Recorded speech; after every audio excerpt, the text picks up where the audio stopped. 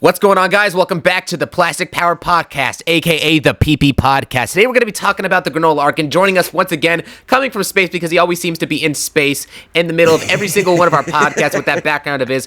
Please welcome once again Jordan the Dragonlee. What's up, guys?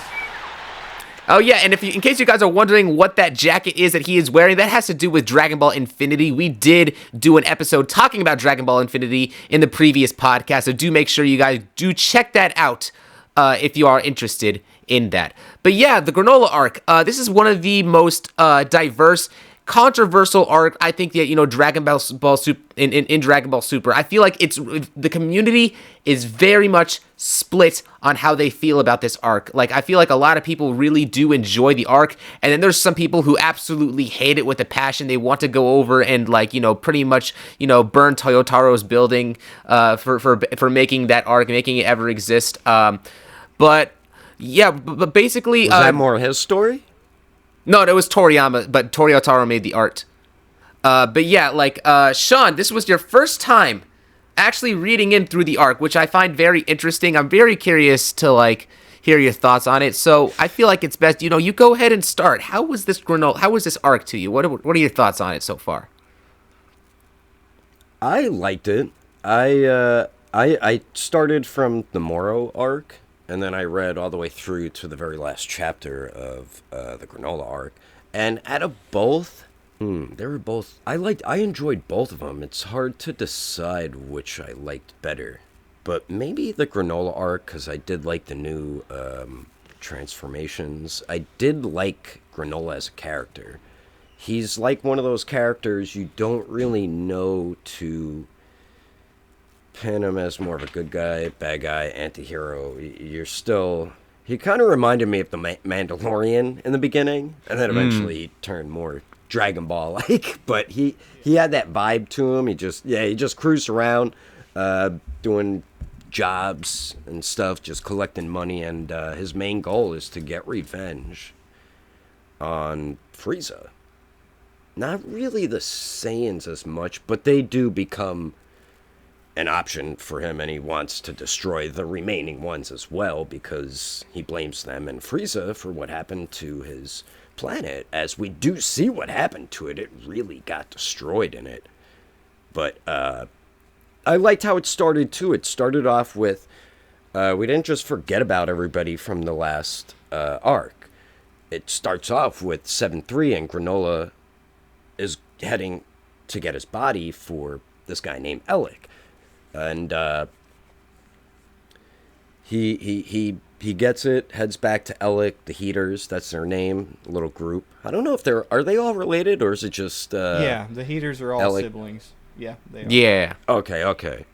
Yeah, they gave me like a BoJack group type vibe in a way, but not.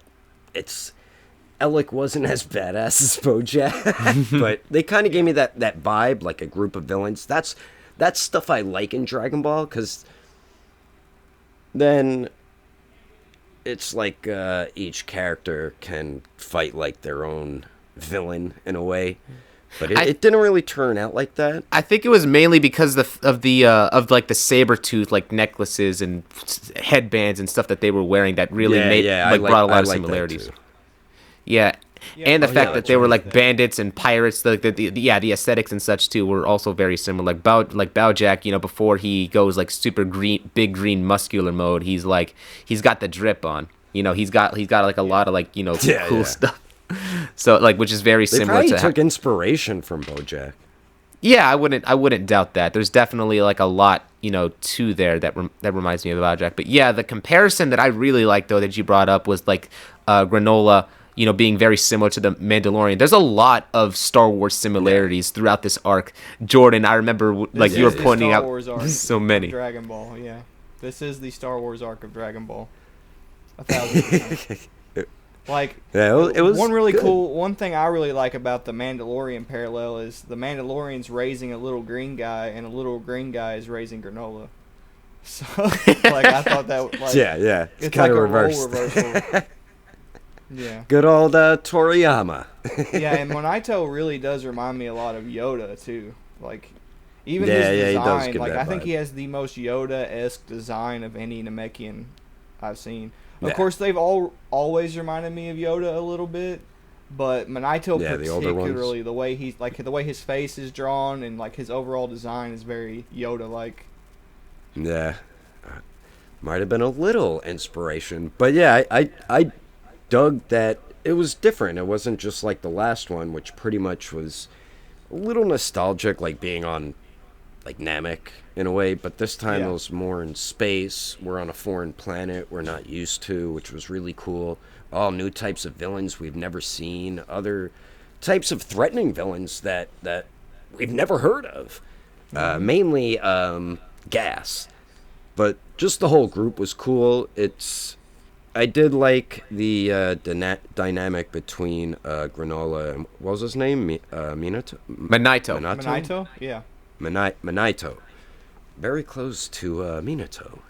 So it's going to mess me Yeah, up. essentially, a lot of people don't catch on to this, but Granolah, in terms of like narrative, the closest thing Yeah. he is he's like. There's a lot of what ifs out there, like if Goku never lost his memories, and Yeah.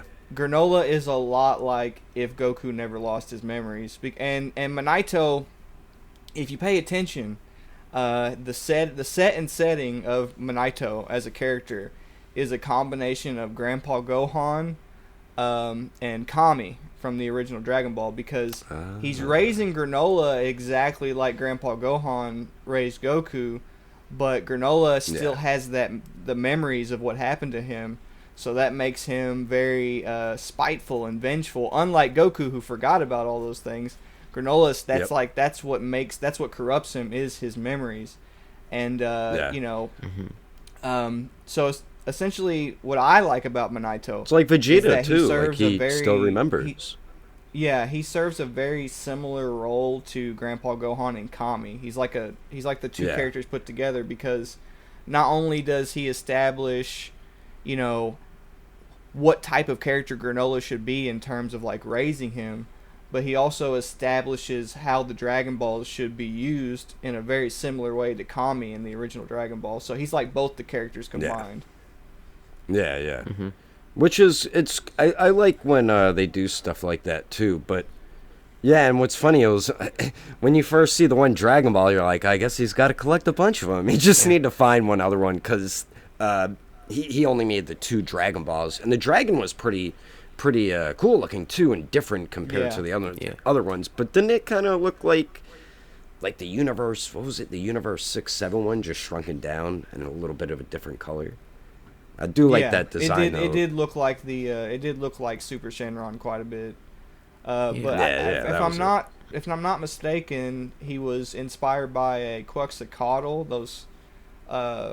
those little lizards that live in like South America and Mexico that have like the tendrils, or like that was the inspiration for the design. So yeah, that's. I knew it reminded me of something. I'm like, kind of looks like one of those reptiles, but I don't know which one. Yeah, but it had a cool little design to it. I really like the thing that you brought up, like with Granola's past is like, is a thing that's it's basically the parallels that I'm seeing with him and Vegeta. It's like Granola's past is the thing that's pretty much fueling him and his ambition to become stronger, whereas with Vegeta, it's like they're doing a much more different way. I really like how they did Vegeta in the arc, because unlike Granolah, it's his past that he's now in a state where he has to overcome, as opposed to like what's giving him strength, which is why which is the whole purpose. Beerus's conversation with him at the around the very beginning of the arc, basically saying that the sins of the past, it has nothing to do with who you are right now, which I think really kind of does very seamlessly transition from like where Vegeta was in the Moro arc, as he's trying to save the Namekians, like trying to redeem himself. He's showing guilt and maturity and stuff, but also in a way it's like the route that he's going, it's in order for him to better himself, as Beerus is trying to teach him, is he has to let go of that and just be like the strongest, who he is right now. And in a lot of ways, I think that people get very confused as to how that arc is, because Vegeta, it feels that by him removing himself from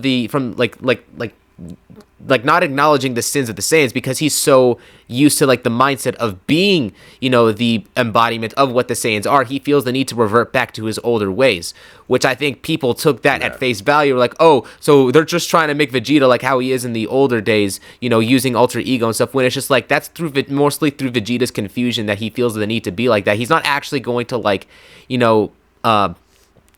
like that forgetful of everything that took place for, you know, for the sake of strength. There's a lot more to it like that Vegeta himself is like, you know, trying to figure out.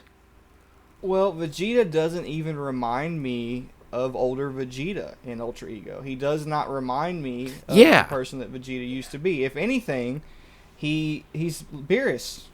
If anything, he's essentially become Beerus when he's Ultra Ego. So, like, I never really understood that complaint because Beerus has always been put on a pedestal in terms of like being above the ideas of morality. So it should be pretty clear that that's what they're trying to do with Vegeta. They're essentially just putting him in a spot to where he doesn't have to feel guilty because what he's doing is above the laws of morality. Like he's essentially becoming a destroyer god in a sense to where like you know, he shouldn't feel guilty because he's essentially doing the job of a destroyer. And you can actually see that in his interaction with Granolah, because what he actually does, and he does this with Gas too, is he actually tests the resolve of each character. And this is something that Vegeta has done in the past in Dragon Ball Z. He did it with Frieza, he did it with Cell. He really puts these characters in a position where they've got to really consider their position, and that's always sort of been his role in the series, is to be the tough guy that like really puts these people's ideas to the test.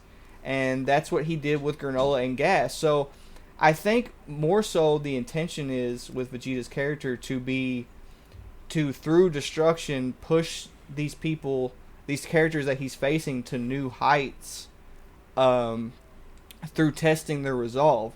If you'll notice that scene where Vegeta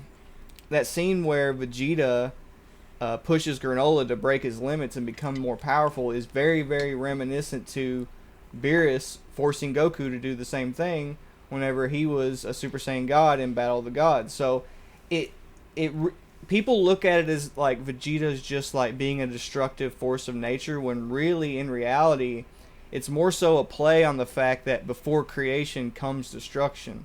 So he's using destruction to challenge these people's ideas so they can destroy themselves and recreate themselves from scratch and become better people. So he's actually serving the purpose of helping characters around him develop. He's not actually doing anything. He's not actually doing anything that anyone should actually look down on in terms of narrative. He's actually just helping these characters come to their ultimate conclusion in terms of how devoted they are to, how far they're willing to go to, achieve their goals. So even he helps people like in a different way compared to like Goku, like with he even calls it tough. I thought love. he was he's fighting pretty Granolah, much. He literally calls it tough love. So like. Which I know a lot of people consider an odd line. I mean, I remember when I first read it, I was like, wait a minute, tough love? That's kind of interesting for Vegeta to say, but I actually understand what he means by that. He's like, look, it's like exactly like, what he does. If you really think that you're that tough and that you have the moral high ground, I'm going to put that to the test. And I like that about Vegeta. Specifically in that arc. Yep. Yeah, most definitely. It's like I could say though, because the way in particular that he challenges Granolah at the end, because he had an opportunity, and this is like much later in the arc, but he found the Senzu being that was in his armor and stuff, and he had an opportunity for him to take it himself. But instead of actually taking the Senzu being for himself, he gave it to Granolah and said, "Hey, this is your opportunity to take your revenge and do and get revenge against the people who killed your family, who killed your race, and all, who basically had everything to do with it." And I don't know, because like part of me feels like what he was trying to do with Granolah was ultimately not the path that he was eventually going to do. It almost seemed like, counterintuitive, but it almost seemed like I guess one could see that and argue, well, if Granolah didn't, try to go for revenge right then and there, then he would have been able to get that out of his system and realize that it wasn't the way for him to go in the first place. That's true, but it also was almost his doom. Because in the end, had Granolah listened to Vegeta, he would have suffered the same fate that Vegeta suffered when he faced Frieza on Namek, which is something that a lot of people overlook. Is that arc is paralleling what Vegeta went through on Namek. Granolah not paying for his mistakes. I did not even catch that. Is a literal parallel to Vegeta paying for the mentality that he was trying to push on to Granolah, and that's very purposely done because the person that Vegeta is going to be dealing with in the next arc is the person that he wants revenge on more than anyone else that he's ever faced in his entire life. So him witnessing Granolah come out on top is a hint as to what they plan on doing with Vegeta in the future, because this second time, if Vegeta doesn't put away his selfish intentions, he's going to suffer the same consequences that he did on Namek all those years ago. And there's actually a perfect example of them spelling this out to us in earlier Dragon Ball Super, and I've talked about this quite a few times on Twitter. But if you remember, at the end of the Return of Frieza, whenever Vegeta has the upper hand against Frieza, that scene is a direct parallel to how Goku handled Frieza when he had the upper hand on Frieza on Namek. If you'll notice, Vegeta actually treats Frieza the exact opposite way as Goku whenever Goku was on Namek. You're essentially seeing what would have happened if Vegeta became a Super Saiyan and had the upper hand against Frieza on Namek. Mm-hmm. The only reason that Frieza didn't destroy Goku was because he felt the need to surpass him to the point that he was willing to do anything to surpass Goku, including letting Goku live so he could come back and surpass him later. But Vegeta took that opportunity away from Frieza, and that was the reason that Frieza destroyed Earth, because he was taking away Frieza's opportunity to actually prove his superiority in the future. So that was essentially our way of being, or the series way of showing us how Goku manipulated Frieza on Namek, and how Vegeta's antics actually tend to bite him in the ass, because he doesn't realize that he's actually not taking advantage of the same manipulation tactics that Goku is in terms of the villains that he's facing. So, whenever Vegeta tells Granolah to get his revenge, right afterwards, Granolah almost gets killed. Yep. And then at the very end of the arc...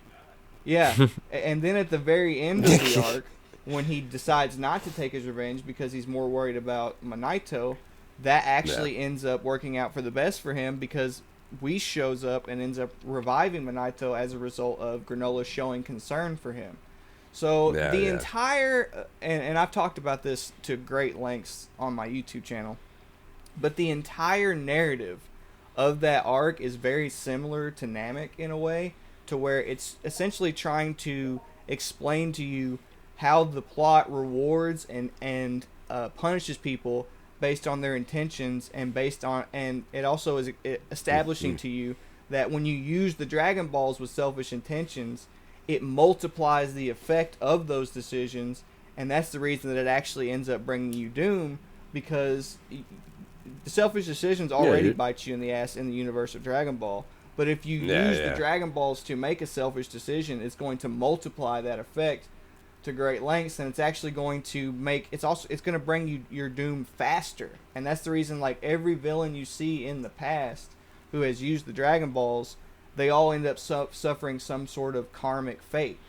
Like Moro, for example. King Moro, Piccolo. He was, and Piccolo. Like Moro, for example, he was a master criminal who loved to steal things, and what ultimately ended up being his destruction was him stealing Miras's powers. So it's an ironic twist on who Moro is as a character. His need to steal and be a criminal actually ends up being his destruction. And every single villain throughout Dragon Ball, this is how things play out. And on Namek specifically, Even Frieza Garlic and Vegeta, Jr. despite the fact that they never get their wish, those two characters are treated as characters that the Nameks will not allow to use the Dragon Balls because they know that those wishes are going to multiply. They're essentially going to throw the universe off balance, and it can essentially not only doom planet Namek, but the entire universe. And Gas and Granolah, despite the fact that they barely get their use wishes, them, the Namekians. Yeah, despite the fact that they get barely their use wishes, their own Dragon Balls. Despite the fact that they get their wishes, they end up either suffering as a result of their decisions, or Granolah ends up getting the best possible scenario as a result of being influenced by Goku and Vegeta and Minato and stuff like that. So there is a hidden narrative to that arc that's sort of being overlooked, and that is the standard that the overall plot has for Dragon Ball users in terms of whether or not they will succeed in their use of the Dragon Balls. And Gas is actually a superb example of this, because the very standard that Kami set forth in the original Dragon Ball in terms of what he felt a Dragon Ball user should be, Gas actually starts to become that type of character after he faces Bardock. So if you remember, and this is a reference to the classic effect that Goku has on everybody around him. So essentially, Gas was starting to change in the same way that Frieza changed as a result of being exposed to Bardock. What happens is, 40 years later, Gas is so hell-bent on proving his superiority that he is trained, and he is very skeptical about using the Dragon Balls to essentially take care of their issues, because he's trained for the past 40 years and he wants to use his own strength to solve, his problems. Yeah, and he made like his own ability too, right? Like he created that. Yeah, and in the original Dragon Ball, Kami says that one of the standards for a Dragon Ball user is using your own strength to solve your own problems. He actually says that word for word. Yeah. So Gas was actually on the way to being the type of warrior that Frieza has become at the end of this arc, or Goku, or a number of different characters. But due to Ellic's influence, not only did he doom himself, Ellic doomed himself as a result of trying to influence Gas in the wrong direction. So there is like a hidden narrative to this arc that a lot of people overlook. It's actually one of the most rich arcs in terms of like references to previous materials, specifically in Dragon Ball, but also like Star Wars and stuff like that. It's a particularly rich arc when it comes to like referencing things, and that's actually one of the reasons that I love it so much, because it actually references the original Dragon Ball in terms of Gohan and Goku's relationship. It references King Piccolo versus Goku in terms of like Goku needing to harden his heart in order to defeat Gas. That's actually what King Piccolo said to Goku whenever he was a kid in the original Dragon Ball. And that's also what Goku had to do against Frieza on Namek.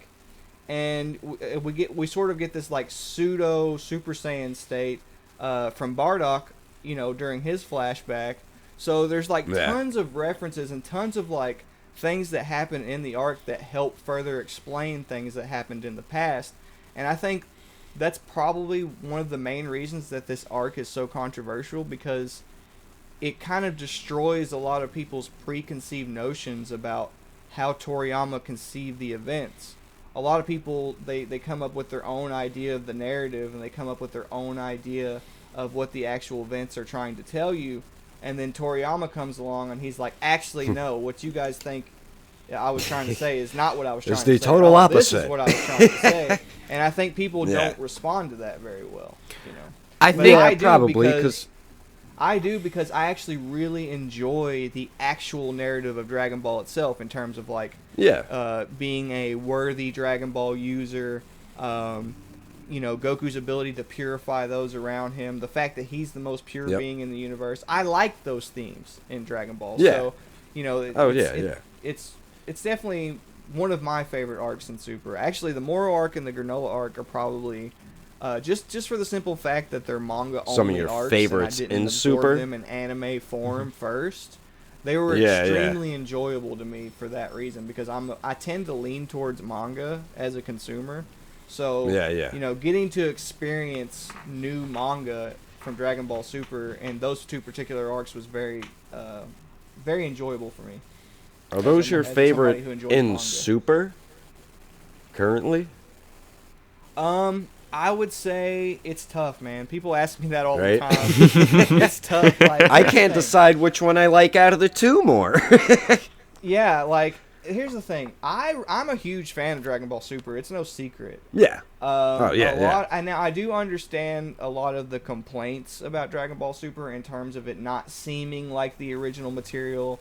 The way that it's portrayed is very lighthearted in comparison to the 90s era and stuff like that. So I do understand the criticisms, and I do understand why some people are skeptical to just embrace it as the new era of Dragon Ball, because it's nothing like Dragon Ball Z and Dragon Ball GT in terms of like the animation style. Animation styles changed and things like that. There's a lot of Japanese pop culture wrapped up into it.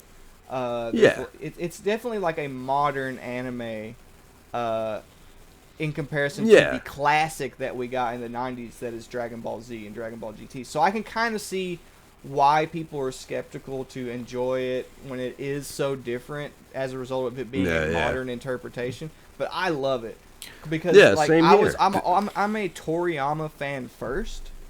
And I like a lot of his old gag material. I like a lot of I like a lot of his material in general. So seeing Super handled in a more lighthearted way, and the format that they've chose to use and implement in modern material, I find very enjoyable. And I actually think it's more streamlined and more well put together than the original stuff. In a certain sense, not that I think it's overall better, but like they really have the formula down in terms of they know what they want to do in comparison to the older era. But one specific thing that I realized that the arc does differently, and I feel like this is where a lot of people's like criticism. I think that. Well, actually, no. I'm actually going to say I'm a little bit I have a little bit of criticism for this. Is specifically the way that they handle gas. And now I understand that the way that they handle gas in particular, there's a lot of like there's a lot because of, like what you said, Jordan. There's like this arc is so rich and filled with so much philosophical and and things with with the lore of Dragon Ball and stuff. Tying back to it, that they're basically making these characters as means of exemplifying specific routes that specific characters mentioned or talked about, or the result of individual actions, like what you were talking about with Gas, in particular. I thought that was very interesting, how he how originally he was gonna only use his own powers, and then Alec was like, no, just use the powers you got from the Dragon Balls, and that ended up biting him in the ass. But the thing is about that, I realize, is that Gas doesn't have, and this is why I feel like people can't really connect with this arc as much, is that Gas can't really he doesn't really garner that sort of hype where you would see normal villains have in order to whenever you would watch them take down. He doesn't really he's not really like a character that moves the plot. It's more so Alec that's moving the plot, and Gas being the person within the strings, which is why it's like when people are reading through this arc, it's such a different thing from what we usually watch Dragon Ball for. Goku Black was, for example, is a villain who definitely moved the arc, who had ambitions, who made things, really interesting.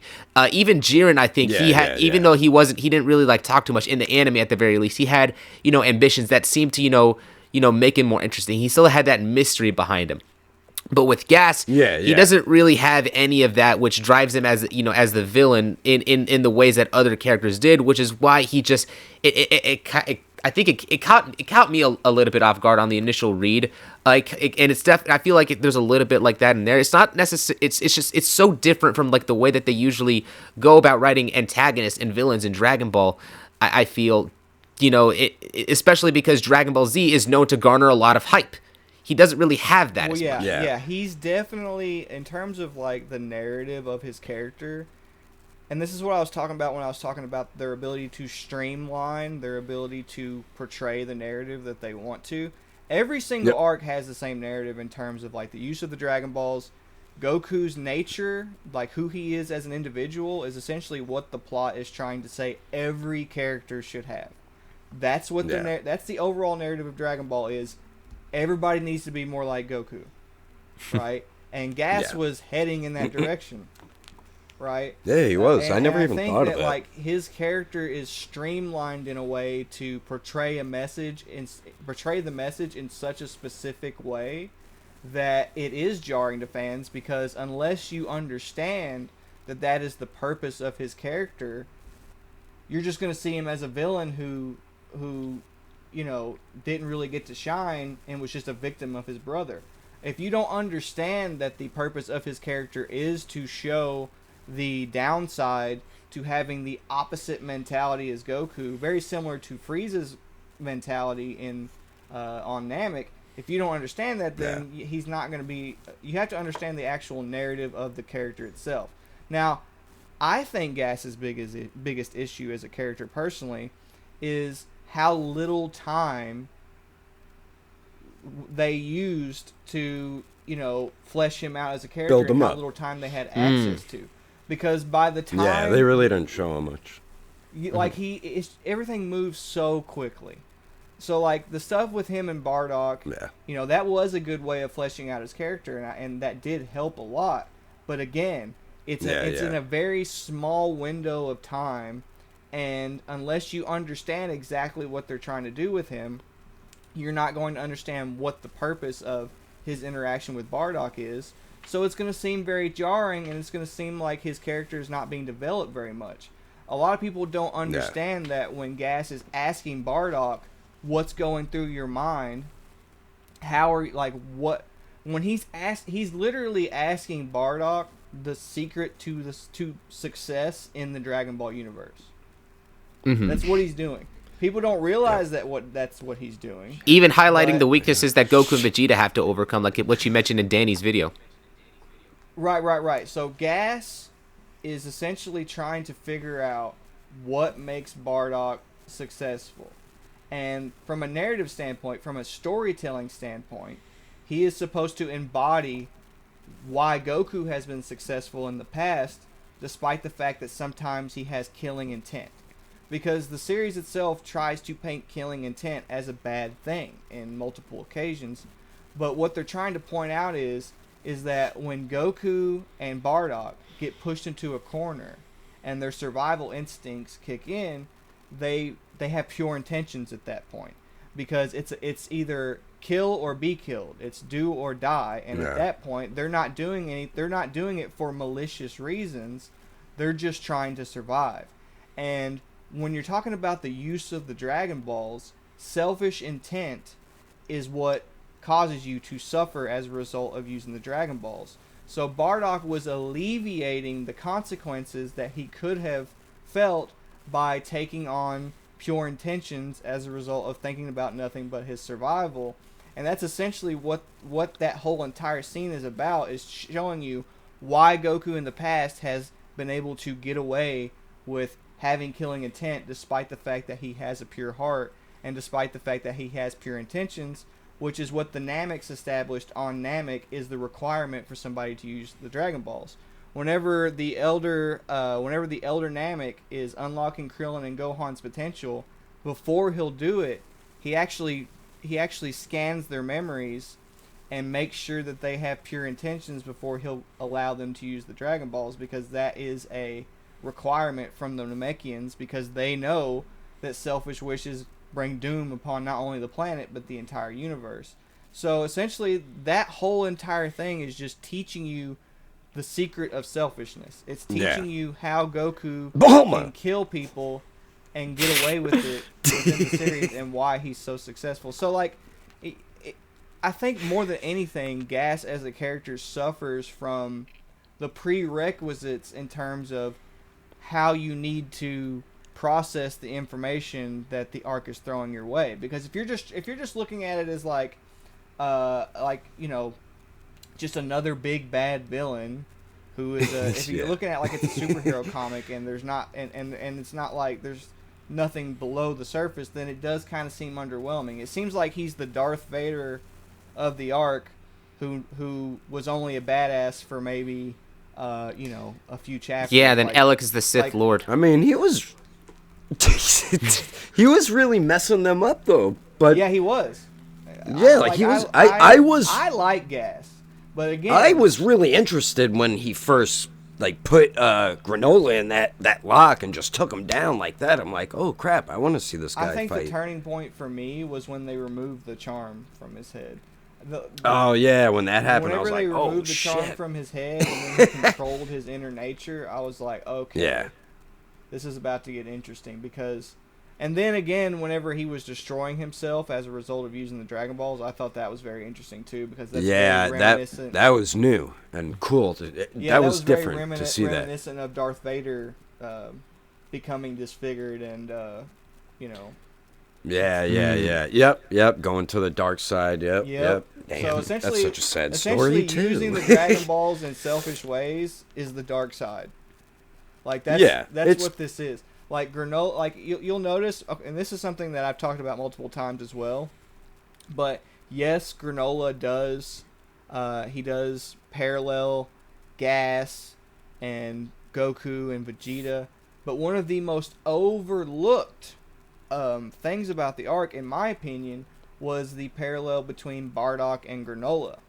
Because Granolah, Yes. and they even, when they show the Ceruleans, this is really interesting.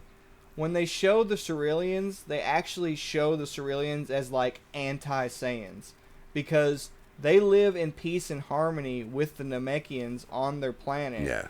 And, you know, they're generally more pacifistic despite the fact that they're bounty hunters in comparison to the Saiyans. So, from the very beginning, Granolah and his race are set up to be anti-Saiyans in a sense. Right? Yeah. And then Opposite. Granolah ends up developing in the exact opposite way of Goku on Earth. Yeah. Despite the fact that he came from a peaceful race, he ends up being corrupted as a result of his need for revenge. And Yep. he's generally, by heart, a good person. Okay? Granolah, by his very nature, is a good person at heart. But he had selfishness sprout up within him as a result of his need for revenge. And what makes that really cool is how that parallels Bardock in terms of the use of the Dragon Balls. So Bardock was an inherently selfish person, and they actually go out of their way to like highlight this multiple times in the arc. Even after Bardock has saved Minato and Granolah, he actually tells Minato that nobody gives him orders, and that he's going to stay and defeat Gas no matter what it takes because that's what he wants. He's an inherently selfish person by nature, in a way that Granolah was becoming as a result of his need for revenge. So, Bardock was a character who was inherently selfish, who randomly committed acts of kindness, and Granolah was a character who was good by nature, who randomly committed selfish acts. And Bardock, as a result of his selfless actions, ends up making a wish that saves the entire universe and the multiverse multiple times over. And Granolah, as a result of his selfish intentions, almost destroys his entire planet. So that's what I'm saying about the narrative being so rich, is that all of these characters are connected in such a way that it's almost like if you look at the actual parallels between each and every individual character, it's actually mind-blowing how well they played on the personality traits of each character and how they paralleled each other. And that's one of the reasons that I really love the arc, is because it's really well put together and refined in that way. I mean, even looking at Gas and Elec, if you look at Gas and Elec, they even have negative character traits that Granolah starts to develop.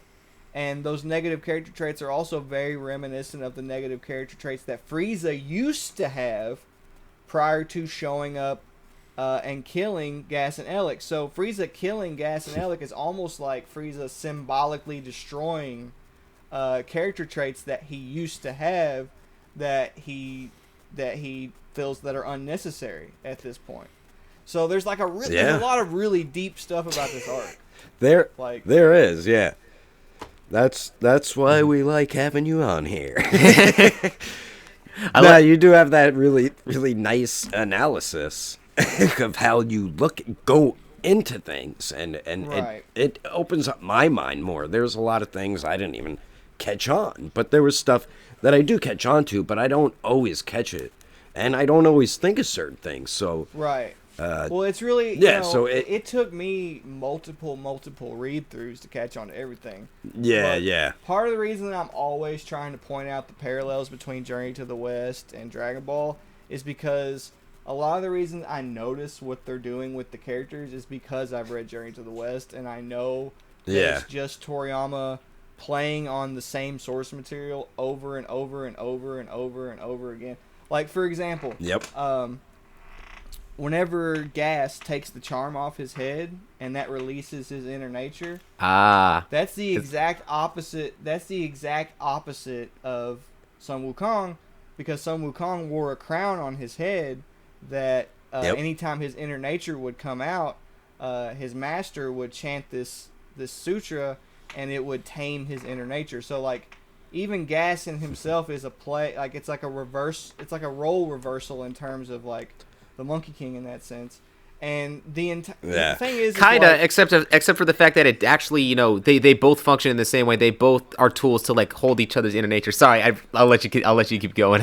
no, it's fine. No, I want to know what you're gonna say. Yeah, it's fine. I mean, Broly had something like that too from his father. Yeah, well, that's Yeah, what I'm saying. It's because he's taking from the same source material over and over and over and again, and just doing it in different ways.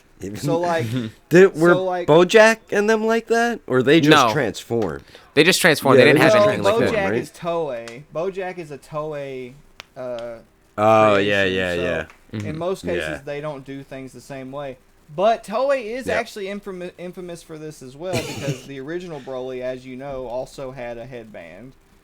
He was also his father had a remote that he would push to like you Yeah. know cancel out Control so, like, his power. Yep. Yeah. Right. So it's not that Toei doesn't do it too. It's just they don't do it. Sometimes they don't do it as blatantly as Toriyama.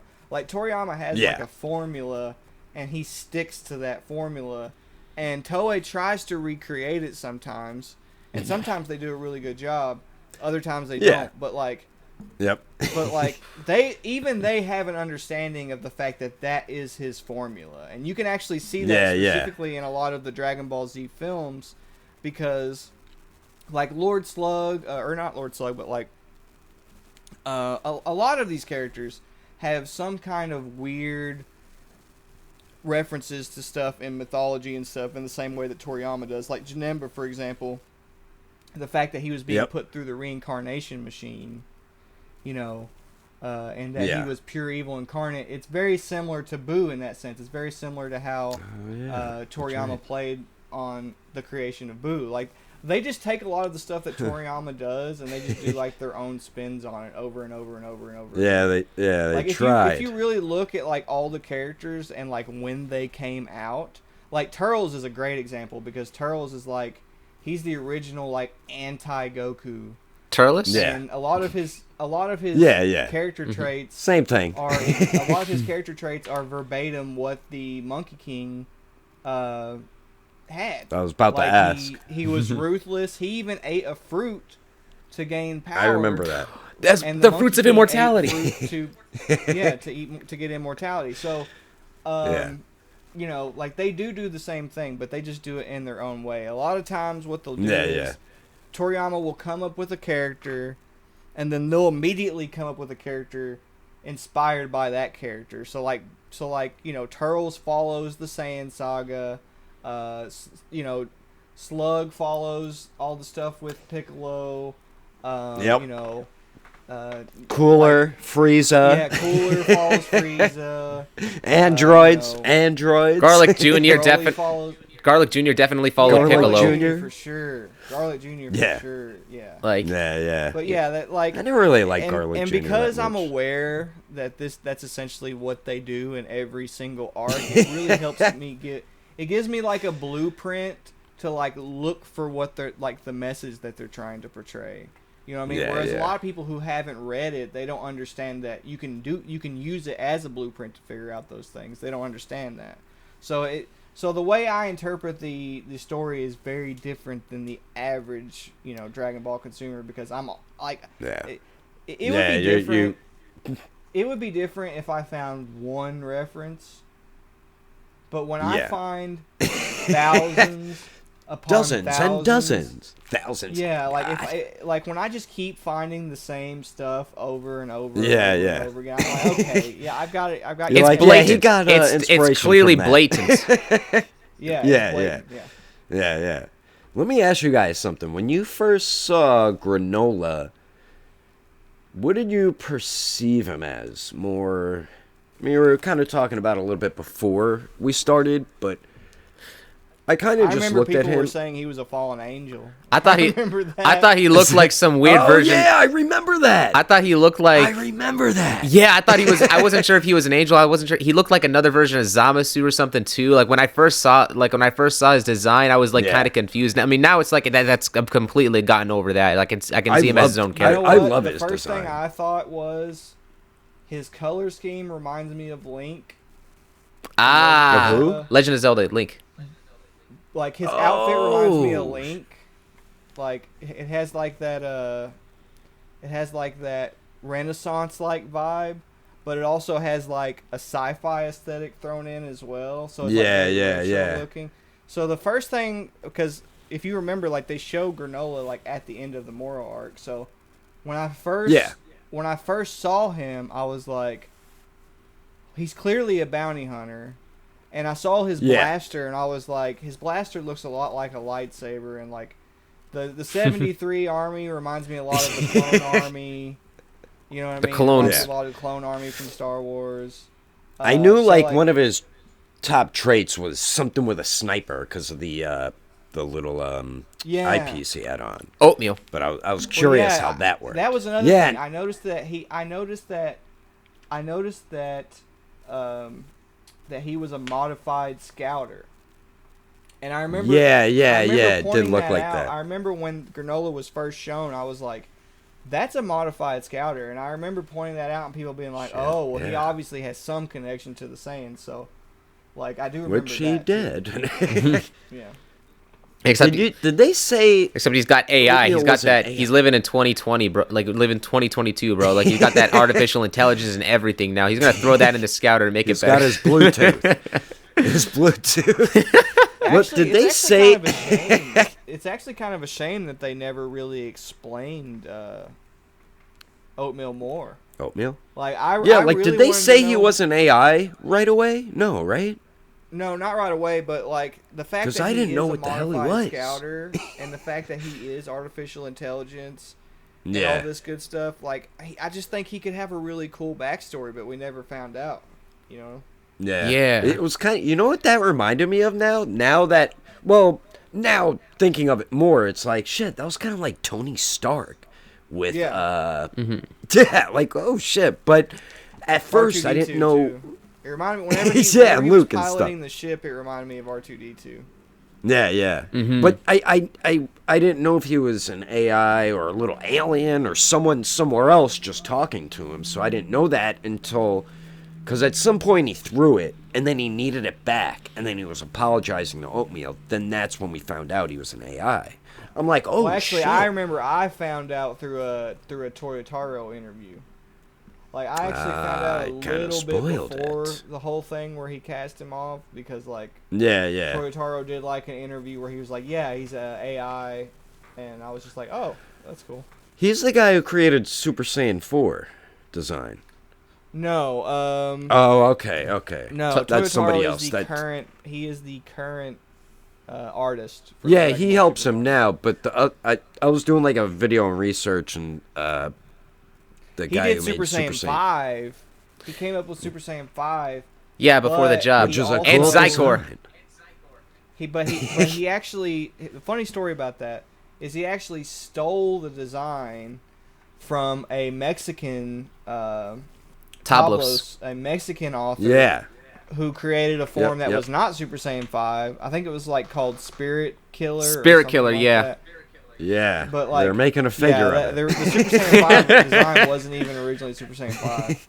Yeah. Yeah, there are just cool designs, but yeah, I was doing like Dragon Ball Z, the Bardock father of Goku, and I never knew that he was going to be. That's awesome. He was going to be designed a lot different than what he originally looked like, and the guy who did that was the guy who made the Super Saiyan 4 design. Yeah. And thankfully, Toriyama did make some tweaks to Bardock to how he looks in Z. Yeah, But yeah, because I thought, he originally was that gonna be was the guy. way- I'm like, is that him? He I'm was like, going to no. look way more like a barbarian.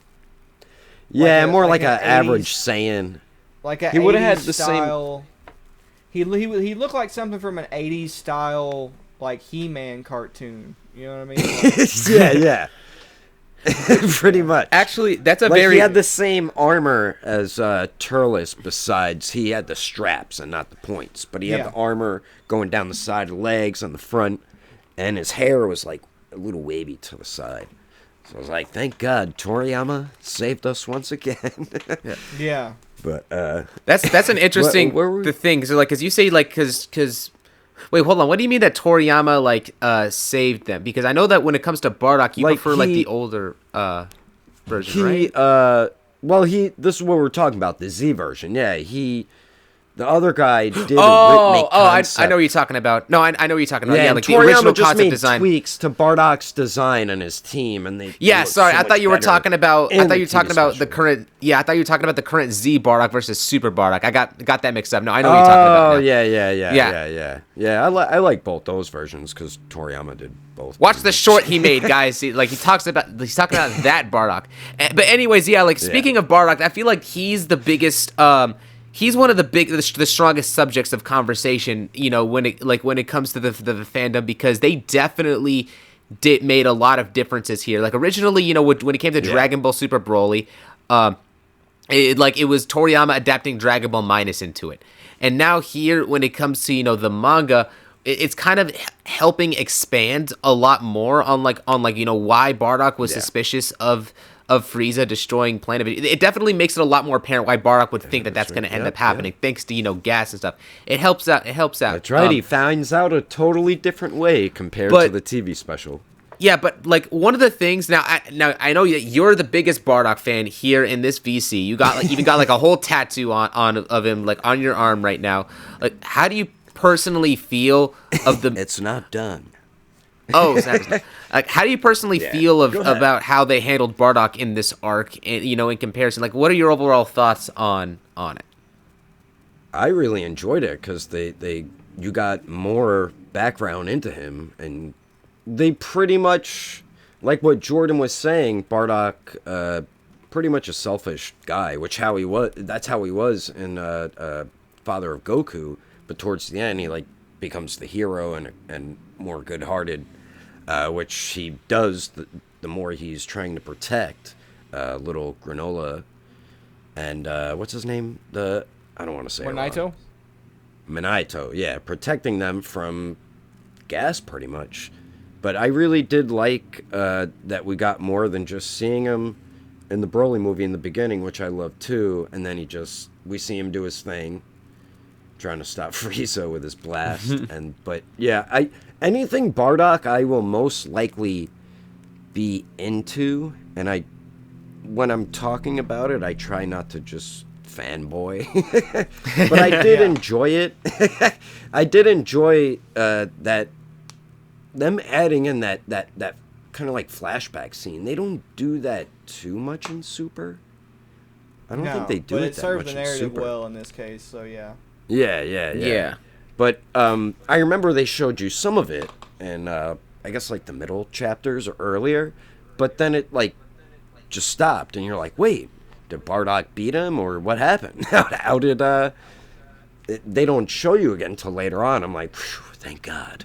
But I remember and there the was Wish a lot was of great suspense too. when the arc was running during that whole thing. There was a lot. Yeah, because they waited like 3 or 4 chapters or something like that. Yeah.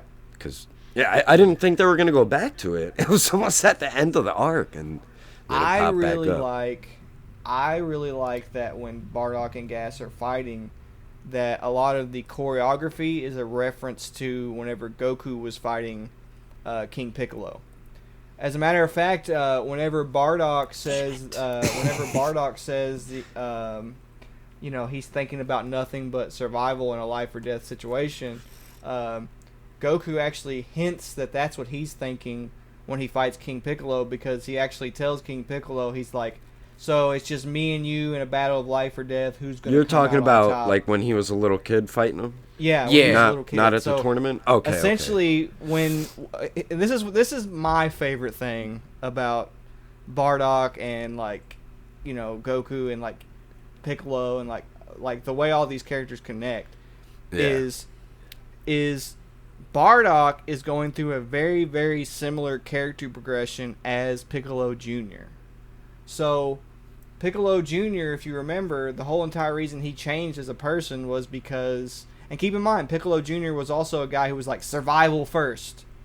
He even threw Gohan into the wilderness to learn how to survive, and that's literally that's right. what that's Bardock to the highest degree. Bardock and Piccolo are so much alike in that sense, and so the effect that Gine and Goku had on Bardock is verbatim the exact same effect that Gohan had on Piccolo, and it's also the same effect that Grandpa Gohan had on little Goku.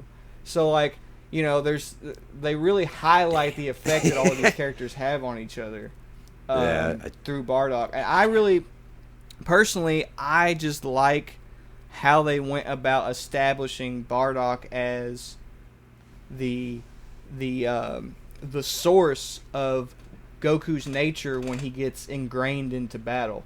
We've always noticed that when Goku gets ingrained into battle and his heart starts pumping, he seems like a little bit he seems like a different person. Yeah. You know what I mean?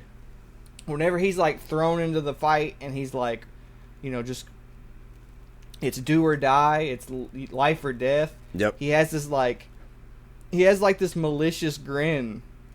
Comes on his face, especially sometimes. when he's in Super Saiyan when he 3. fought Cell. Right. So, my favorite thing about that whole thing is they did a great job establishing Bardock as the source of that part of Goku's nature, and I really like that. A lot of people think that I actually find this really funny that Vegeta talks about how Bardock is the reason that Goku has a soft, kind nature, because Bardock did not have a soft, kind nature. He actually had to develop it.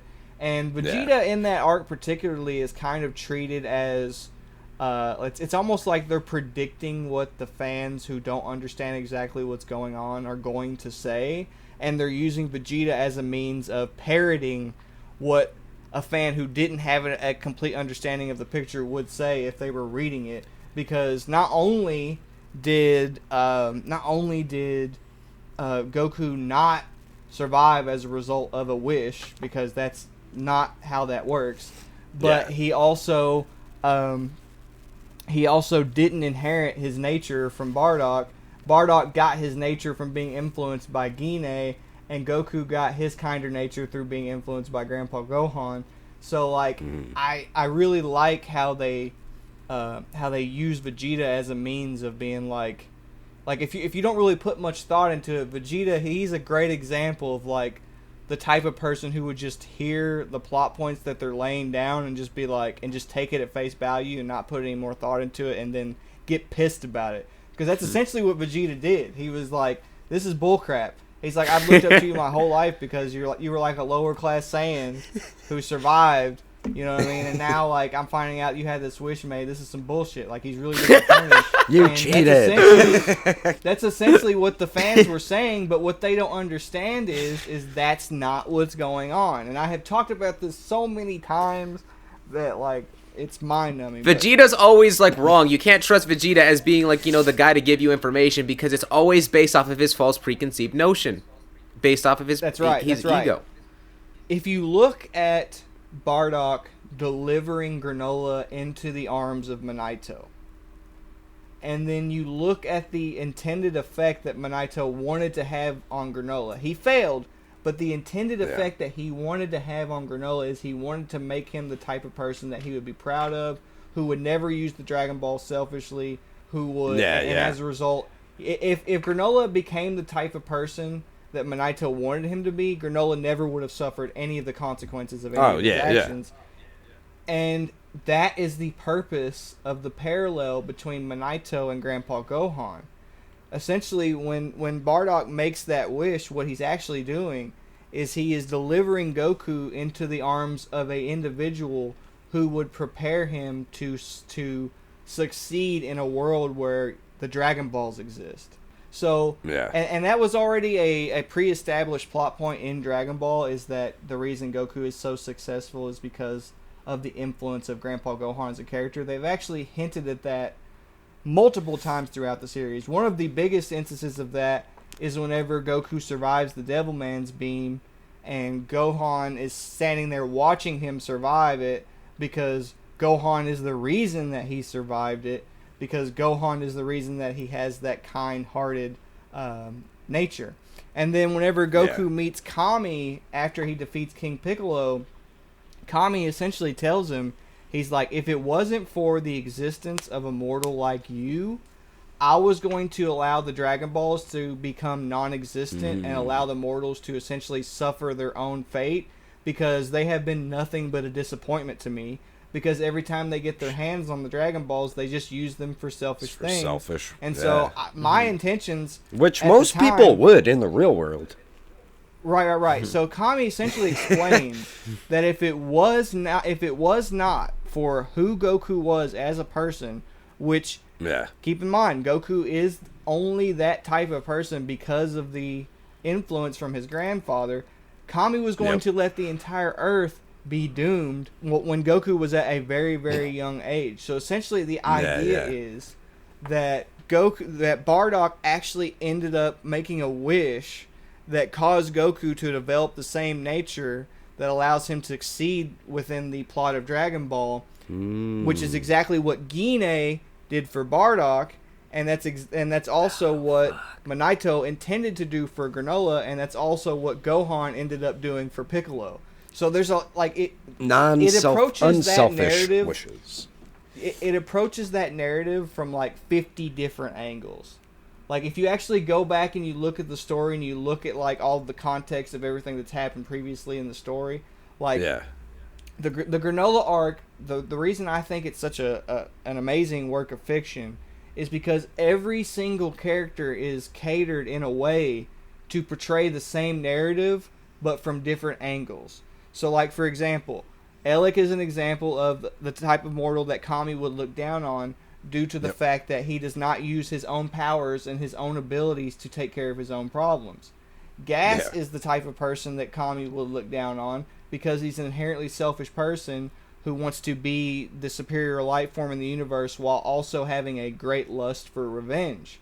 And those are character traits that Kami and the Namekians look down on amongst Dragon Ball users. And essentially the entire narrative of the arc, even with Frieza, when Frieza shows up, they didn't want to give him the Dragon Balls. Yeah, not just that. When Frieza shows up, if you look at the way Frieza handled Goku and Namek, and if you look at Frieza's dialogue, Frieza actually repeats the same dialogue to Goku that Goku repeated to him on Namek, which is, I have managed to surpass you. So essentially that was his way of coming back years and years and years later and getting his revenge on Goku for breaking his ego.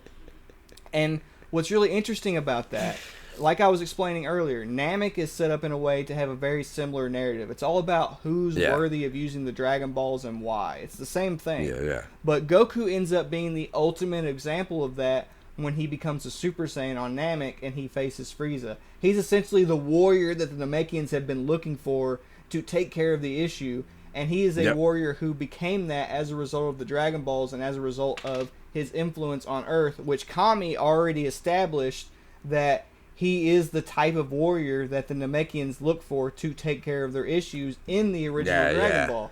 So when he shows up on Namek and he becomes a Super Saiyan, it's like he was destined for it, because even when he was on Earth, Kami established, you're exactly what I am looking for on an instinctual level, which means that Goku was the same thing when he showed up on Namek. He was the hero. he had all of the character traits that the Namekians were looking for in terms of somebody who would successfully save their planet and somebody who they trusted in using the Dragon Balls. When Frieza shows up on the Granolah Arc, that's essentially his character coming full circle and developing the same character traits that made Goku successful as a Super Saiyan on Namek.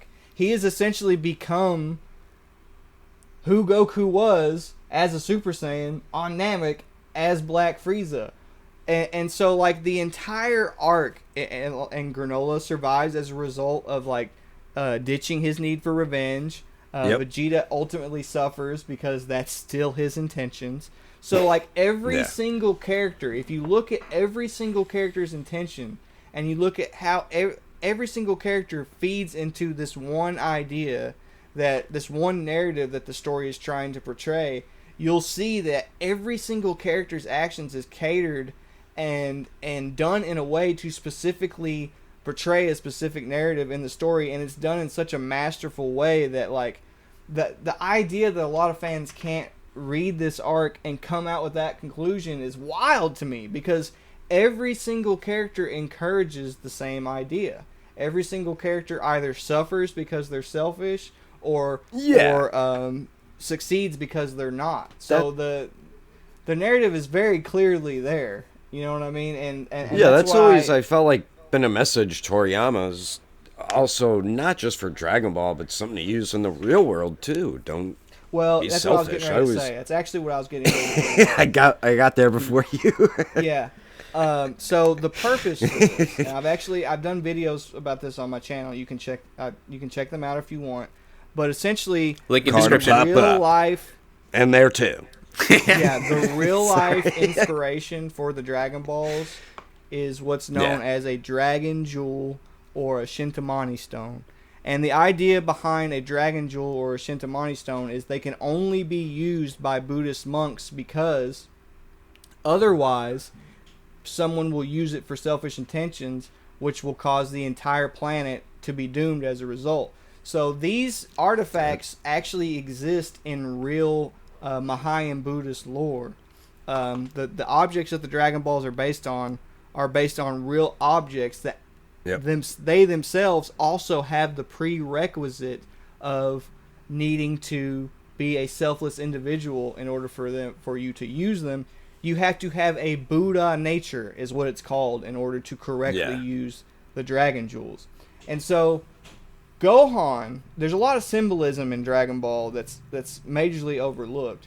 But essentially, Gohan's role in Dragon Ball is to essentially gift Goku with the nature that he would need to succeed within the entire plot of the series itself, and that is his Buddha nature. So essentially, Goku himself, who is based on a character who is a Buddha, he is a Buddha by nature as a result of his influence by Grandpa Gohan. And that is the reason that he is continuously successful throughout the series, because he has the nature that the series itself requires in order for you to be a successful individual in the story. So that's really what every single arc really likes to hammer that point home in one way or another. But this arc, the reason I think it's enjoyable, specifically from my point of view, is because it acknowledges that from every single angle, from every single character that exists in the story. And I think in order for you to successfully pull that off is not only challenging, but also, like, extremely, like, you have to have such a profound understanding of these concepts in order to correctly portray that message. So I think it's just very well done in that sense. Yeah, it was. And yeah, like the whole concept of the Dragon Balls having selfish intents for the wishes has always brought pretty much bad things to the people who's done it, which is a message I've always gotten. Well, who's used them incorrectly. Who's used them incorrectly. Yeah.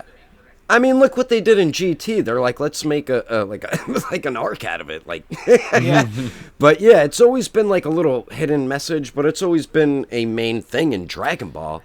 But to me, it's always been like a message for real life too. Me, just how I live life. don't Yeah, be a yeah. selfish Well, I think a lot of person, people help just people look in at the need. series and they're like, the point of the series is to defeat the bad guy, and that's not the case. Yeah, which it's not. It's one of the fun things about it, but that's Yeah. not all there is to it. Like Right. we were saying in a previous episode, that just manga and anime have such a deep meaning to it. There's so much more to it compared to sometimes comic books. Yeah. You know what Well, episode I'm yeah, talking I know exactly about. what you're saying. Comics can have complex topics and complex, Yeah. and complex,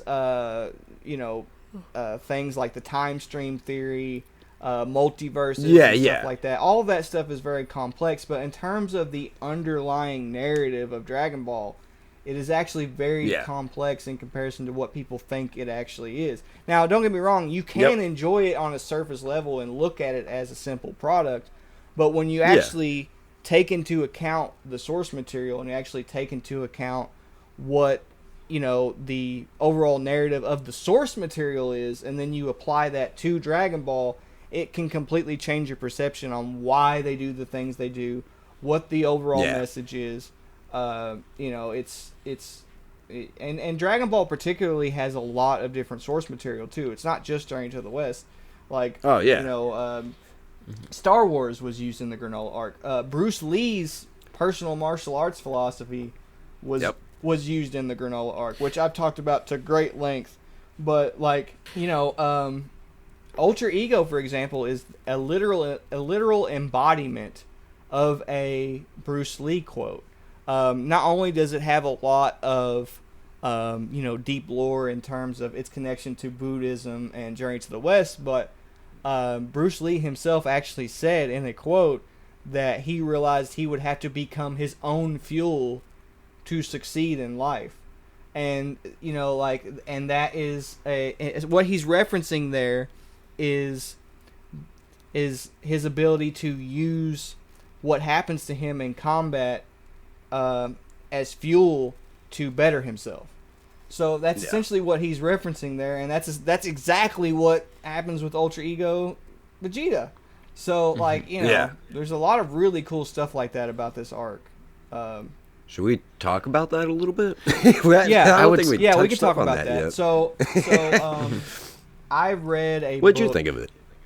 I read a book known as The Tao of Kung Fu by Bruce Lee a long time ago. It's actually been a huge inspiration on me in my life. Yeah, I heard of that. But it's essentially Never read it, though. Bruce Lee explaining how Taoism affected his martial arts style. And Taoism is essentially the source material for Journey to the West. So what Toriyama is doing here is he is taking the fact that Taoism influenced Journey to the West and Bruce Lee, and he's playing on both of those things at the exact same time. Okay? Which is, again, extremely masterfully well done, extremely underrated. One of the many reasons why I think this arc is underrated. But essentially the idea is, in Buddhism, people and in really Taoism, hated it, huh? Is to tame the monkey mind. Buddha has talked about this in great length, but the idea is that inside we all have an ego, and the ego is like a drunken monkey who is demanding that we do things all the time on a psychological level. Right. Okay, that's what your ego is. He's like a drunken That's like monkey your who's drunk sitting version. in your head, who is like, "Hey, you need to do this." He's like demanding that you do things. That's what. Your ego is. Okay. Do it now. Right. Boost So my Do it. So what Buddhism teaches is that actually can be your best friend. The monkey mind can be your best friend if you can implement it correctly and implement it for what it's actually supposed to be used for, which is your survival and your own well-being. But if you take it too far, you'll end up becoming a capitalist monster who's just trying to like take advantage of everybody around you. And you can push your ego too far if you're not aware of what it is and how it works. And that's essentially like in Buddhism, the ego is what makes us evil. What Buddhists believe is they believe our biological need to survive as a species is actually the root of the evil within us. It's not like money like in Christianity. It's actually our biological need to survive that causes us to do selfish things. So that's what they believe. And Taoists specifically don't necessarily look at it as a bad thing. They want you to take your monkey mind and make it your best friend. Is that Taoism? Yeah, Taoism is a specific form of Eastern philosophy that it's like Buddhism, but it's a little bit older, and it's the yin and the yang. I'm sure you've seen yin and yang a lot. That's Taoism. It's essentially the idea that there's a cycle to everything. We should embrace our nature. We should embrace nature itself. We should allow things to unfold and not be. Essentially, the idea is that nature is so powerful that to try and manipulate it, you will always fail. So the idea is that that you shouldn't develop a false sense of morality based on your opinions of what's right and wrong. You should just follow your nature as an individual. And what makes Taoism and Buddhism complement each other is the idea that your Buddha nature is what allows you to to succeed as a Taoist, because Taoists didn't realize it at the time, but the good inside of us that they were referencing when they were talking about the part of our nature that we should follow to be successful as an individual is what Buddha would later declare as our Buddha nature. So it's essentially our inner good, our inner selfless nature. That's essentially what your Buddha nature is. And so when Goku gets thrown into the heat of battle, when his heart starts pumping, he essentially becomes more selfish, whether he realizes it or not, because he's thrown into a state of fight or flight, and he's thrown into a state of where he needs to survive. So when Goku's heart is not going wild, he's got his Buddha nature intact. He's actually not malicious in any way. He's very innocent. But when his heart starts beating specific, and when he's a Super Saiyan specifically, he has malicious intentions as a result of being in a suspended state of rage. And so he's no longer he had malicious intent seeps into his being, because when he's a Super Saiyan, he's going to prioritize his survival more than usual. And they're more cocky. Right. So so the idea their ego is boosts. So the idea is, and Bruce Lee's personal martial arts philosophy is that the Chinese have it all wrong. That was his stance. He was very heavily influenced by Taoism and Buddhism, but he also believed that Buddhists and Taoist martial artists had it all wrong, because he believed that their idea in terms of no-mindedness, in terms of meditating and implementing moves into your muscle memory to the point that when you fight, essentially the Chinese philosophy on martial arts, if you want me to simplify it into it's the most simple way for me to describe it, think of silver-haired Ultra Instinct. So when Goku is in silver-haired Ultra Instinct, his mind and his heart are completely calm. And as a result of that, he is incapable of having malicious intentions, and he's incapable of fighting in a way to where he's essentially prioritizing his survival instinct kicks in. Right. Yeah. So he's incapable of that because his heart and his mind are completely calm, and as a result, he will never fight in a lethal manner. He will always fight in a reserved, pacifist-like way. Whereas what happens here in the Granolah Arc is Goku is not only becoming the embodiment of Bruce Lee's personal martial arts philosophy, he's also becoming the embodiment of Sun Wukong's personal enlightenment and journey to the West. And I'll explain what that means. But essentially, Sun Wukong and Gautama Buddha are two very different people. Okay, Buddha is a very, very compassionate person who feels sympathy for even the most evil of individuals. Whereas Sun Wukong, if he feels that you're not redeemable, he will destroy you even after he became a Buddha. So despite the fact that they're both Buddha, They're both Yeah. very different people. Different, yeah. What yeah. makes them a Buddha is the fact that they have completely pure intentions. So what makes Sun Wukong different is that he can kill you with pure intentions, with what the universe considers good intentions, due to the fact that he can implement his monkey mind in survival situations, fight or flight situations, and prevent himself from developing selfish intentions in that way. So what he's doing is he's using his monkey mind for what it's supposed to be used for, and not to essentially dominate. Not letting it go too. Yeah. Yeah. So that's what makes Sun Wukong the victorious fighting Buddha at the end of Journey to the West, is the fact that he achieves the ability to do this. When he achieves the ability to implement his monkey mind in a way that allows him to maintain his pure intentions as a Buddhist, that's what makes him the victorious fighting Buddha. Now, when Bruce Lee taught about his personal martial arts philosophy, he criticized the Chinese, which essentially, like I said, the silver-haired Ultra Instinct is essentially the Chinese philosophy of martial arts, because of the fact that they were incapable of having lethal intent. They were incapable of actually performing in a way to actually save their lives in life or death situations, because they were so calm and collected and reserved. And that was his criticism of Chinese martial arts. So his personal philosophy was, you don't have to practice all of these moves and like try to become like tranquil, like have your mind completely empty like of hold it emotions back. and thoughts.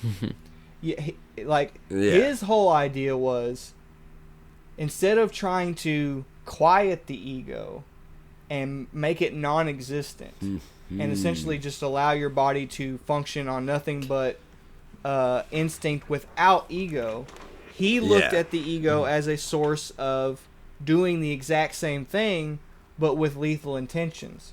So essentially what happens... It makes sense. The more you try to suppress the ego, the more powerful the ego would likely get. That makes sense to me. Right. Yeah, So his philosophy was, if you want to use Wushin or no-mindedness, which is what Ultra Instinct is based on, rather than doing it in the classical Chinese sense, where you just do a lot of kata and you just program the moves into your muscle memory, so whenever you clear your mind, you just automatically fight. His idea was, engulf yourself into a life or death situation, and your body will start moving on its own.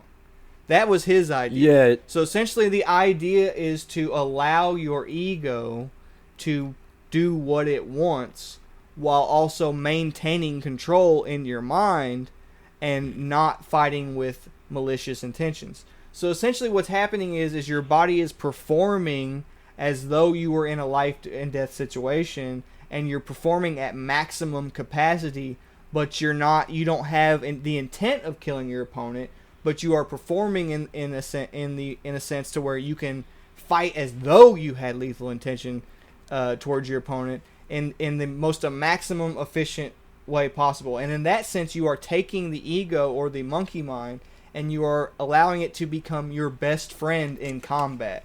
You are essentially allowing it to do the work for you, so you don't have to. And that's what Goku does in the Granolah Arc verbatim. That is exactly what he does. So when Goku goes to use his specific version of Ultra Instinct, if you'll notice, he actually does this pose where he puts his hands together and he takes a deep breath. Yep. So what that is how Buddhists calm their mind. Okay, it's how they keep their mind calm. They actually reference this in the original Dragon Ball. Whenever Krillin gets his head bitten by a vampire, he's got blood like squirting out of the side of his head, and Yamcha tells him, he's like, "Listen, still your heart, like, calm down." So Krillin takes on this same pose as Goku does in this arc, and his blood starts to slow down and his mind starts to calm. But what Goku is doing here is he's allowing his heart, when his heart is like going crazy like that, anytime somebody goes to attack him, his body is responding as though he were in a life and death situation, but his mind is calm, so he's still in the driver's seat, and he's still Goku. And that's So why it's despite the fact considered that he true was- Ultra Instinct. It's like it's true for the angels, but it's like it's more true for Goku in a sense because of the fact that he's actually using that other aspects of his nature in order to fight while maintaining that Ultra Instinct mindset and such. Yeah, Which is so what he needed to do. Goku is fighting like an ape. If you you'll actually notice when Goku is fighting in that arc using true Ultra Instinct, and true, like you said, is of course in reference to Goku himself. Some people when they still say the don't word get true, they still get they're confused by that. referencing Dang Goku. Twitter people, man. But Goku, what he's doing there is he's allowing his monkey mind to fight for him, and you actually see this even in the art itself, because at one point Goku actually screams like an ape into Gas's face and starts fighting like a wild animal. So you can actually see that he is implementing his inner monkey mind through the art and through the combat itself. So the message is very clear if you understand the lore and the and everything that's behind the arc in terms of like its thought process. Even the art itself makes it very clear what the intentions of the arc itself is. And the fact that Toriyama managed to pull off implementing Bruce Lee and the Monkey King into Goku at the exact same time through that scene when Goku himself is based on Sun Wukong and the Monkey King, or Sun Wukong and Bruce Lee, was genius work. Like, a lot of people don't realize this, but, it's mind-blowing. It is mind-blowingly good. Like, so, I didn't even think of that whole Bruce Lee thing. Yeah, Like, in Journey to the West, after Sun Wukong was sealed under Five Phases Mountain, it had a very similar effect to him as Grandpa Gohan had on Goku, to where his nature had changed. So like he was more of a good person after that. But when he got thrown into battle, that inner cocky demon that he used to be would come out. So that's exactly what Toriyama does with Goku. It's the exact same thing. So, but in the original Dragon Ball, Toriyama played on this in a very, very creative way that a lot of people don't understand that he did this. But like, when Goku is himself, when his heart isn't ingrained into battle, you'll notice that he acts like Jackie Chan. But when his heart is thumping and he's thrown himself into the battle, he acts like Bruce Lee. So Toriyama took Jackie Chan and Bruce Lee and used them as the basis for Goku's personality to whenever he's in Jackie Chan mode or Bruce Lee mode, in the same way that that Sun Wukong was in demon mode or Buddha mode. Like, that was Toriyama's you're talking about way Dragon of, like, Ball. It was like his way. Well, I of mean, that's relevant. That, I was about to say that's relevant to like all of Goku's character from that point. So it's like that's like. But he makes it much more obvious. He makes it much more obvious in the original Dragon Ball due to the fact that Goku is much more gag oriented. When he's like you know what I mean? Like, he does a lot of stunts and stuff. Like, you can see it more in the original Dragon Ball. It does apply to the entire series. Toriyama even said himself when he made Goku turn Super Saiyan that he wanted to draw his eyes to look more like Bruce Lee, because he essentially was becoming Bruce Lee when he became a Super Saiyan. So like, yes, it does it stretches throughout the entire series, but you can really see it in the original Dragon Ball for sure. Mm-hmm. I think it's interesting because now that you mention like the actual aspects of Jackie Chan and Bruce Lee being different parts, it's like you can see that, okay, well, Jackie Chan is more so like that calm, like happy nature of stuff, like, with Goku, like that like that Ultra Instinct side, like that Ultra Instinct, but like more so like that side of Goku where it's just like like the ultra instinct, and then the heart not being calm, that ego, you can say that that's much more Bruce Lee of him, in like that coming out. It's like that's so cool. Okay, so Even that's does like Bruce Lee moves. Yeah. that's like a reference within a reference, combining it with another reference of the characters. Like, my gosh, it's like, I think it's like Toriyama just has so much like knowledge, is that he makes references to stuff at some points without even realizing. That's a total mind blow right there. Like, he has mastered the art of referencing 1,000 things at once, and I think I said that in our previous video. Yeah, I try to do that as well. Like, that's kind of my thing. Like, here's the thing. Like, when it comes to art, it's so easy to do that, and I think he realized that, because he was like, oh, I can just add a little thing here, a little thing there, a little bit. Like, it's almost like a bunch of building blocks or a bunch of puzzle pieces that you can put together to create something that's like mind-blowing. Like, the way that he implements his knowledge in terms of how to put those things together is supremely intelligent and very well done. Like I said, I fanboy over the guy for a reason. Like, the way that the way he handles his storytelling, to me, is like unmatched.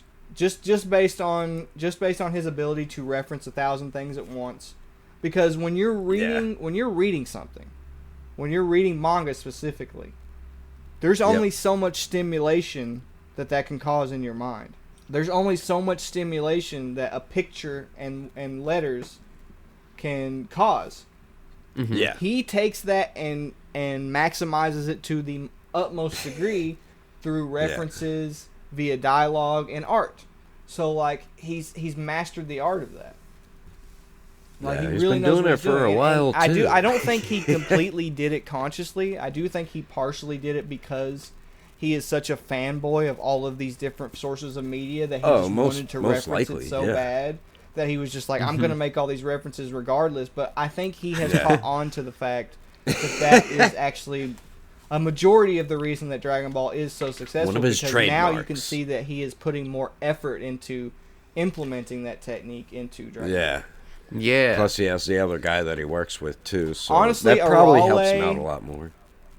Honestly, he started doing that first with Arale, and I think as he progressed in Dragon Ball, he really got it down. Like I think he had the ability to do it in Arale, but like, as he was going into trying to make Dragon Ball successful, that's when he actually started to implement it as a formula rather than just something that he was casually doing. You know what I mean? Yeah. And he started the manga. The anime started in '89, right? Dragon Ball. I think so. Yeah. The manga. Yeah, manga's been around for a while.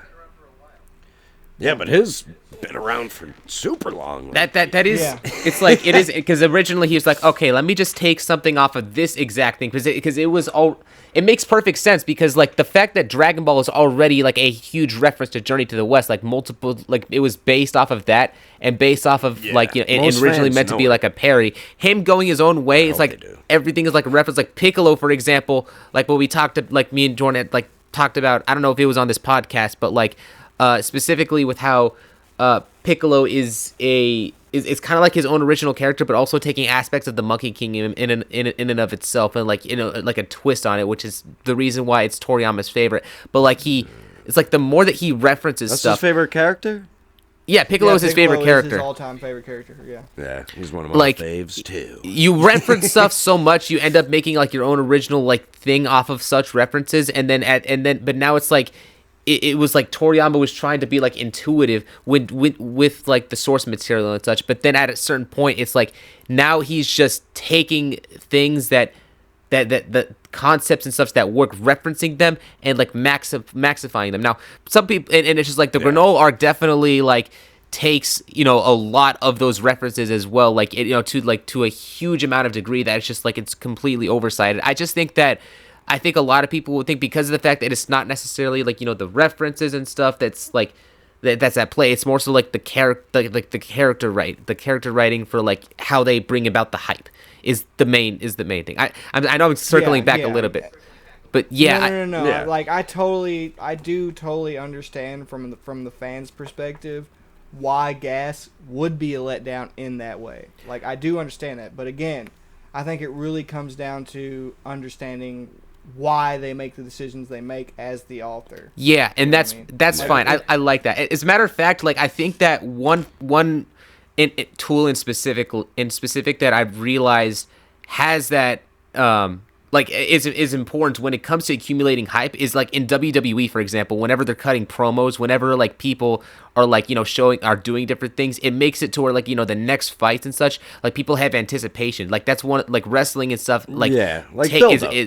Yeah, they take that hype and they build up. They do all this stuff to make every single next, you know, event and such, more exciting and things like that. And where there is like, you know, build up and such, that's included in here. That's like it's the one thing that I feel like the arc is overall lacking just a little bit in that department. But otherwise, like the references and like the amount of like lore and so much of it is just like it's so rich. And the Granolah arc is very much underappreciated by a lot of people. You just got to understand the point that they're coming from. I think it actually is kind of structured in a way to where everybody can cut a promo, in comparison to a lot of the arcs. I actually don't see that as much of the issue as just the time. Like, well, you know, you just got to be interested in the characters as much. Like the thing is, why was it that when Frieza came, they don't have the time to, like, for example, like Frieza. Prior to them facing Frieza, how many characters did they fight? Like Raditz, 2. Nappa, No, Vegeta. Oh, no. He meant you mean in the arc or just in general? When Frieza was introduced on Namek, from the time that Frieza was introduced on Namek. Yeah, on Namek. Yeah. So how many villains did they fight before Frieza? You want me to count? Dragon Ball Z? Are you Dragon Ball 2? Are you talking Dragon Ball 2? No. Okay. I'm talking about just on Namek. Never mind. Just on Namek, from the time they see just Frieza. on Okay, Namek. the Ginyu. Okay. The Ginyu Force. That's 5. That is 5. Kui is that? No, the first guy. Dodoria Zarbon. We're talking who? Vegeta. Are we even talking counting Vegeta there? The guy Vegeta got in the beginning. Forgot his name. Frieza pretty much was legitimately the final boss. He was the Oh, final boss. yeah. It was like a video game. And they thing. built him up. Yeah. Whereas Gas, he's the like a side character underdog. final boss. He's the underdog. He's not even Yeah. Like as a villain, he is not the emperor of the universe. He is the underdog who's coming in to try and like make up for like his failures in the past. So like it's apples to oranges. Like the thing is like if they had the intentions of making Gas a character that people cared about, in the sense of actually care about him in terms of his personality and who he is as a character, I would actually understand more the criticisms for Gas's character, but that was never the intentions for his character. Now I do understand to a degree. Yeah, I didn't look at him as like the final boss. boss. But like the intentions of his character from the very beginning were for you not to like him. You can feel sorry for him. You can't. It's easy to feel sorry for him because he is a victim. Well, you can obviously not relate to a character and not like him. Like for example, Frieza. Obviously, he's basically Space Hitler. It's not like people like. It's like there's a way that you write a character in a sense where you like to hate on him. Frieza is a character that you can think is cool, like, and not that you can't do that with Gas, but it's just like Gas has from the very beginning of the introduction of his character, he is on the defensive. There is no even whenever he has his potential unlocked and he becomes his most powerful state, he is still a jabroni. He is still the type of wrestler that you would see in wrestling and be like, like, you know, like he's not in the main title match. He's not going to be the WWE champion for sure. Look at him. You know what I mean? It's like that type of thing. Yeah. You know what I mean? Like he was more like the secondary boss, or not even. Yeah. I know exactly what you mean. He was never meant to be the actual villain, and I think that's the reason that he's kind of disappointing in the end of the story, because people, Dragon Ball fans particularly love those type of villains.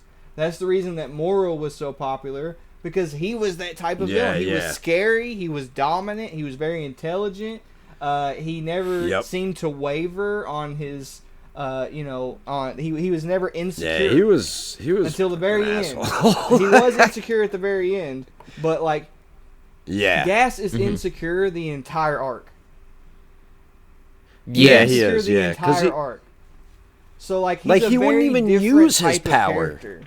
Yeah, like you can't look at him like other stereotypical Dragon Ball villains because he's not like other stereotypical. I Dragon just Ball think villains that at well, all. the thing is, and more this of is like a movie villain.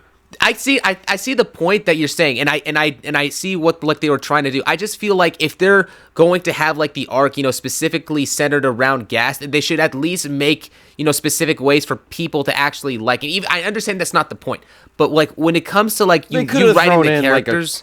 And like writing out characters in a specific way, like they need to make in order to make the characters more likable, or they make the character even though honestly, I think Gas just gets a bad rap because, like, I just think a lot of it is just a bad rap. Like, I do think there are some issues with his portrayal, but in terms of like this arc in particular, when you were talking about wrestling, I couldn't help but remember all of the instances where they're literally cutting promos in this arc. Like, for example, Gas is like, he's like, I can't wait to get my revenge from where Bardock beat me all those years ago. He's literally floating above the planet, looking down at the planet. God, Well, he's to be right. Yeah, and then you got Vegeta coming in. Oh, Get ready for a taste of my tough love. You know what I mean? And then you got Granolah coming in like I was a clone the entire time. You know what I mean? And then you got like Dragon Ball's just wrestling in disguise. yeah, and then you got like Goku being like, "Hey man, you're pretty tough. Like, I know I just beat your ass, but like maybe we can fight again sometime." You know what I mean? Like, he's like that type of character. You know what I mean? Like, yeah. so like they do kind of cut promos on each other constantly throughout. That well, they basically do that throughout all of Dragon Ball. Anime But that wasn't just really does. like my main. But Yeah, anime they do, does but that in that arc general. in particular. In that arc in particular, it just seemed like it was one after the other, after the other, after the other, after the other. Well, let me Because when ask you Frieza this, because shows up- this is what I was initially trying to say. Yeah, look, when Frieza shows up in particular, it's like the entire arc has like a complete tonal shift. You want to know why? It's because his character and such was already like pretty much built upon it. You know that what his ambitions are, and you're left in anticipating with them. With Gas, he's not You really feel that like- driving force of a character. He's a reactive, defensive character, reacting to what Alec is telling him to do. You just don't have that same tonal, emulation that that he would have, like what Frieza would. That makes it. Yeah, let's just be honest. Be honest. They're junior characters that are only there to build up to Frieza and the Black Frieza saga. Like they were there for Frieza. That's really what it is.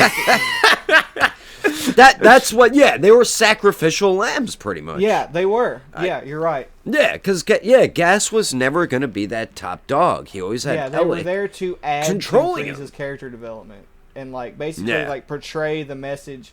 Like, they are literally just there to hype Frieza up at the end. Like, it really does feel that way. Not that I didn't enjoy them as characters, but between the narrative regarding the Dragon Balls and Frieza destroying his past character traits and stuff like that, it's very obvious that it's like you said, they are sacrificial lambs to the overall plot of Dragon Ball itself. They are literally there to be used as expendable characters to show you this isn't the type of character that's ever going to succeed in Dragon Ball. That's essentially what those characters are. Yeah, you kind of got that from Alec too, because he just seemed like he wasn't on anybody's like he didn't seem like he knew how to really fight. I don't think we ever seen him throw. Oh yeah, he couldn't fight. He knew how to control his nature, which is something that he had over Gas, but no, he did not know how to fight, and he was the weakest of the bunch. So yeah, so you knew they probably wouldn't get too far, but I understand what you're saying, Starblast. They could have I think maybe gave a little bit more with Gas, but and it's just I think that just because the arc is just so different, because I remember people when it came to actually going on with the arc, because of how long it was going, I remember the stress that people were having, and just man, this arc is not continuing, it's not really picking up the same way. They're having the anticipations and stuff like that, how it is with Z, but even like how you say, when it comes to characters that are sacrificial lambs, garnering that same interest and stuff, you're still kind of especially because of the weight in reading it, it's you want to get like to the real meat and potatoes, and like with all of the stuff that we talked about with gas and stuff, it's just that initial read was very like when the chapters were coming out was kind of difficult. Now, if you actually go back and read the arc the full way, you're not really having that same problem because like you're actually getting like the full picture and stuff like that.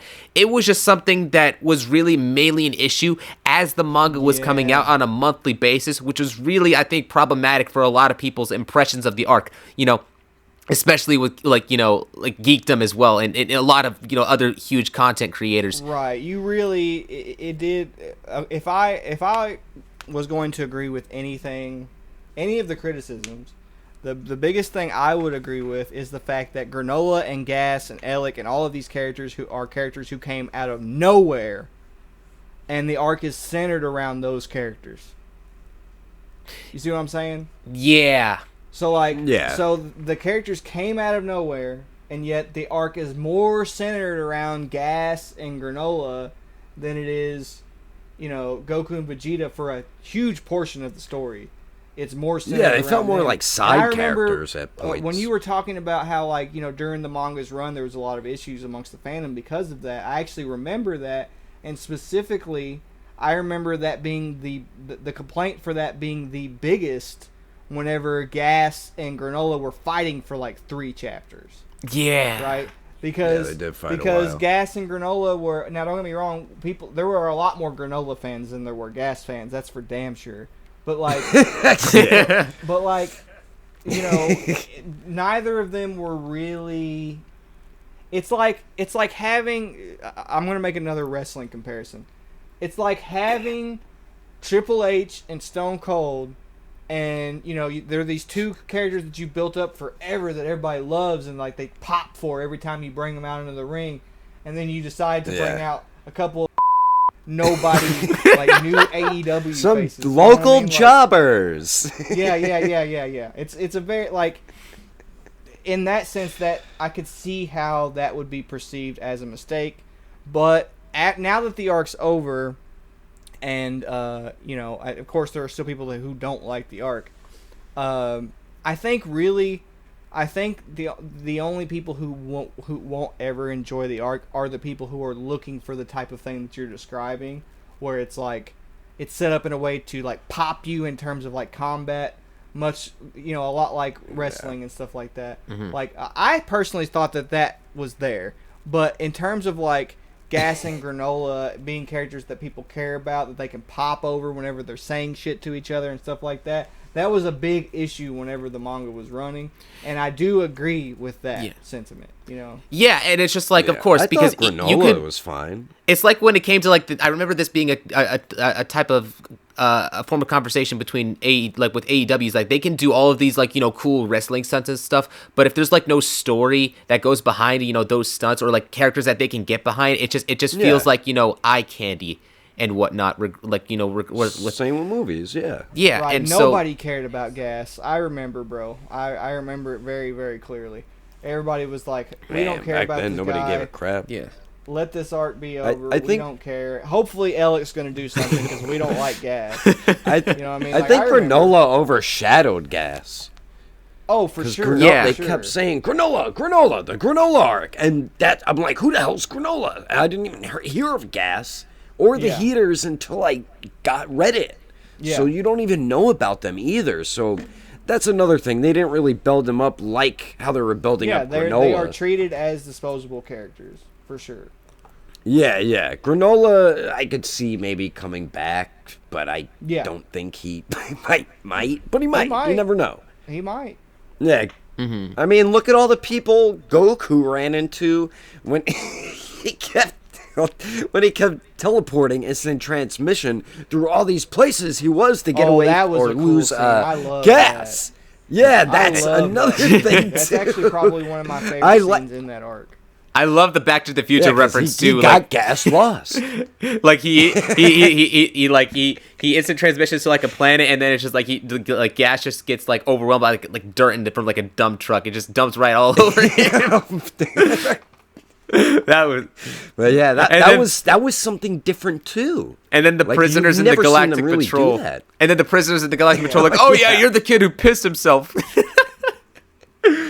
He's like, I did not piss myself. No, I didn't. Oh, he got the way, so mad the way at that. Goku was acting in that small portion of the arc, that's my preferred version of Goku. Like, I've said this before, like, my favorite version of Goku is Goku from the Piccolo Jr. fight, because he's a cocky, smiling martial artist. Like, that's what I like when Goku is. I like when he's cocky like Bruce Lee, but he's also smiling like Jackie Chan. Like, I like that perfect. Yeah. I like that meld between the two characters. You know what I mean? So, like, that was my favorite version of Goku, and he really felt like that when he was fighting Gas, especially whenever he was like cutting promos on him and like, he got him dirty and then instant teleported him into a bathtub. You know what I mean? And then he made fun of him for pissing himself. He's like, "Wow, you really did piss yourself, huh?" You know, like, man, he got so that. mad at that. Oh, that scene was great. It's like that kid Goku savageness that he used to have, where he would just say stuff without any consideration for like whether or not it's polite or not. You know what I mean? Like, it comes off whenever Goku fights. It doesn't actually come off like he's cutting a promo or trying to be a jerk. It just comes off like he has no manners, and he doesn't understand that what he's going to say is about to piss the person off. Like, he's still that same kid that we first saw when we first saw Dragon Ball. I love when he's like that too. Same here. Yeah. But is there what else? Is that about? I mean, we could talk about the Granolah Arc for hours and hours. Yeah, I know. Yeah, we'll be on here for like 5 more hours. Yeah. I think we got pretty much the main stuff. Yeah, Ultra Ego was cool. I just wanted to talk about how it's underrated, and I think I did let's that. So. let's talk about one other thing. And I wanna. Oh no, go ahead. Yes. No, okay. There's this. Okay, no. I'll let you finish what you were originally gonna say, and then I'll say what I was about to say. I'll ask a question. Who, me? Yeah. Go ahead. Oh, okay. I thought. Okay. I interrupted you. I thought you had more to say. Okay, no, you're good. Okay, so basically, my main question is, I guess this is a theory for everyone. Who is the strongest in the universe that the Oracle Fish was referring to? Who do you think that is? Is it Frieza? Is it eventually going to be Goku? Is it going to be Vegeta? Is it Beast Gohan? Who do you think? In the promotional material on the official website, they said that it was Frieza.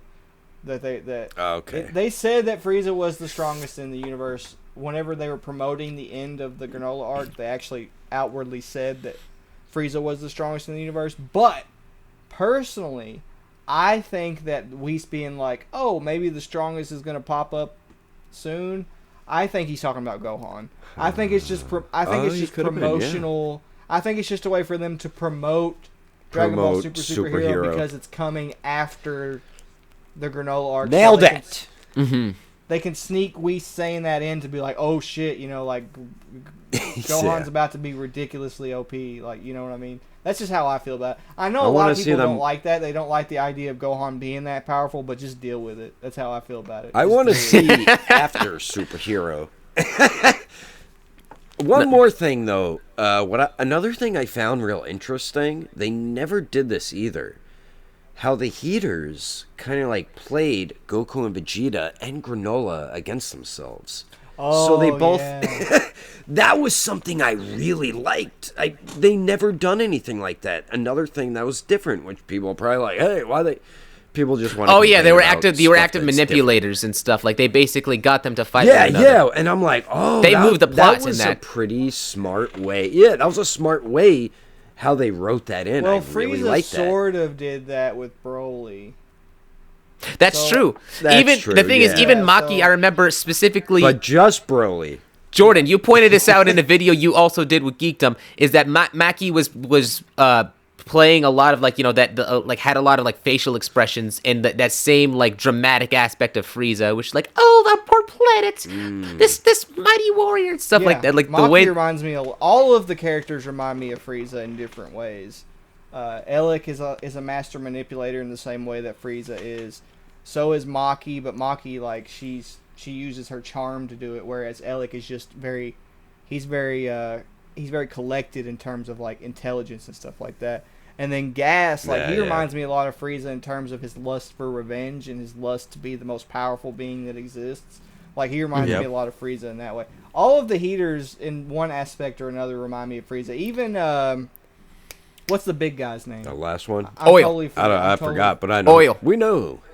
Oil. He Oil, actually that's right, even yeah. reminded me of Frieza because he's very observant.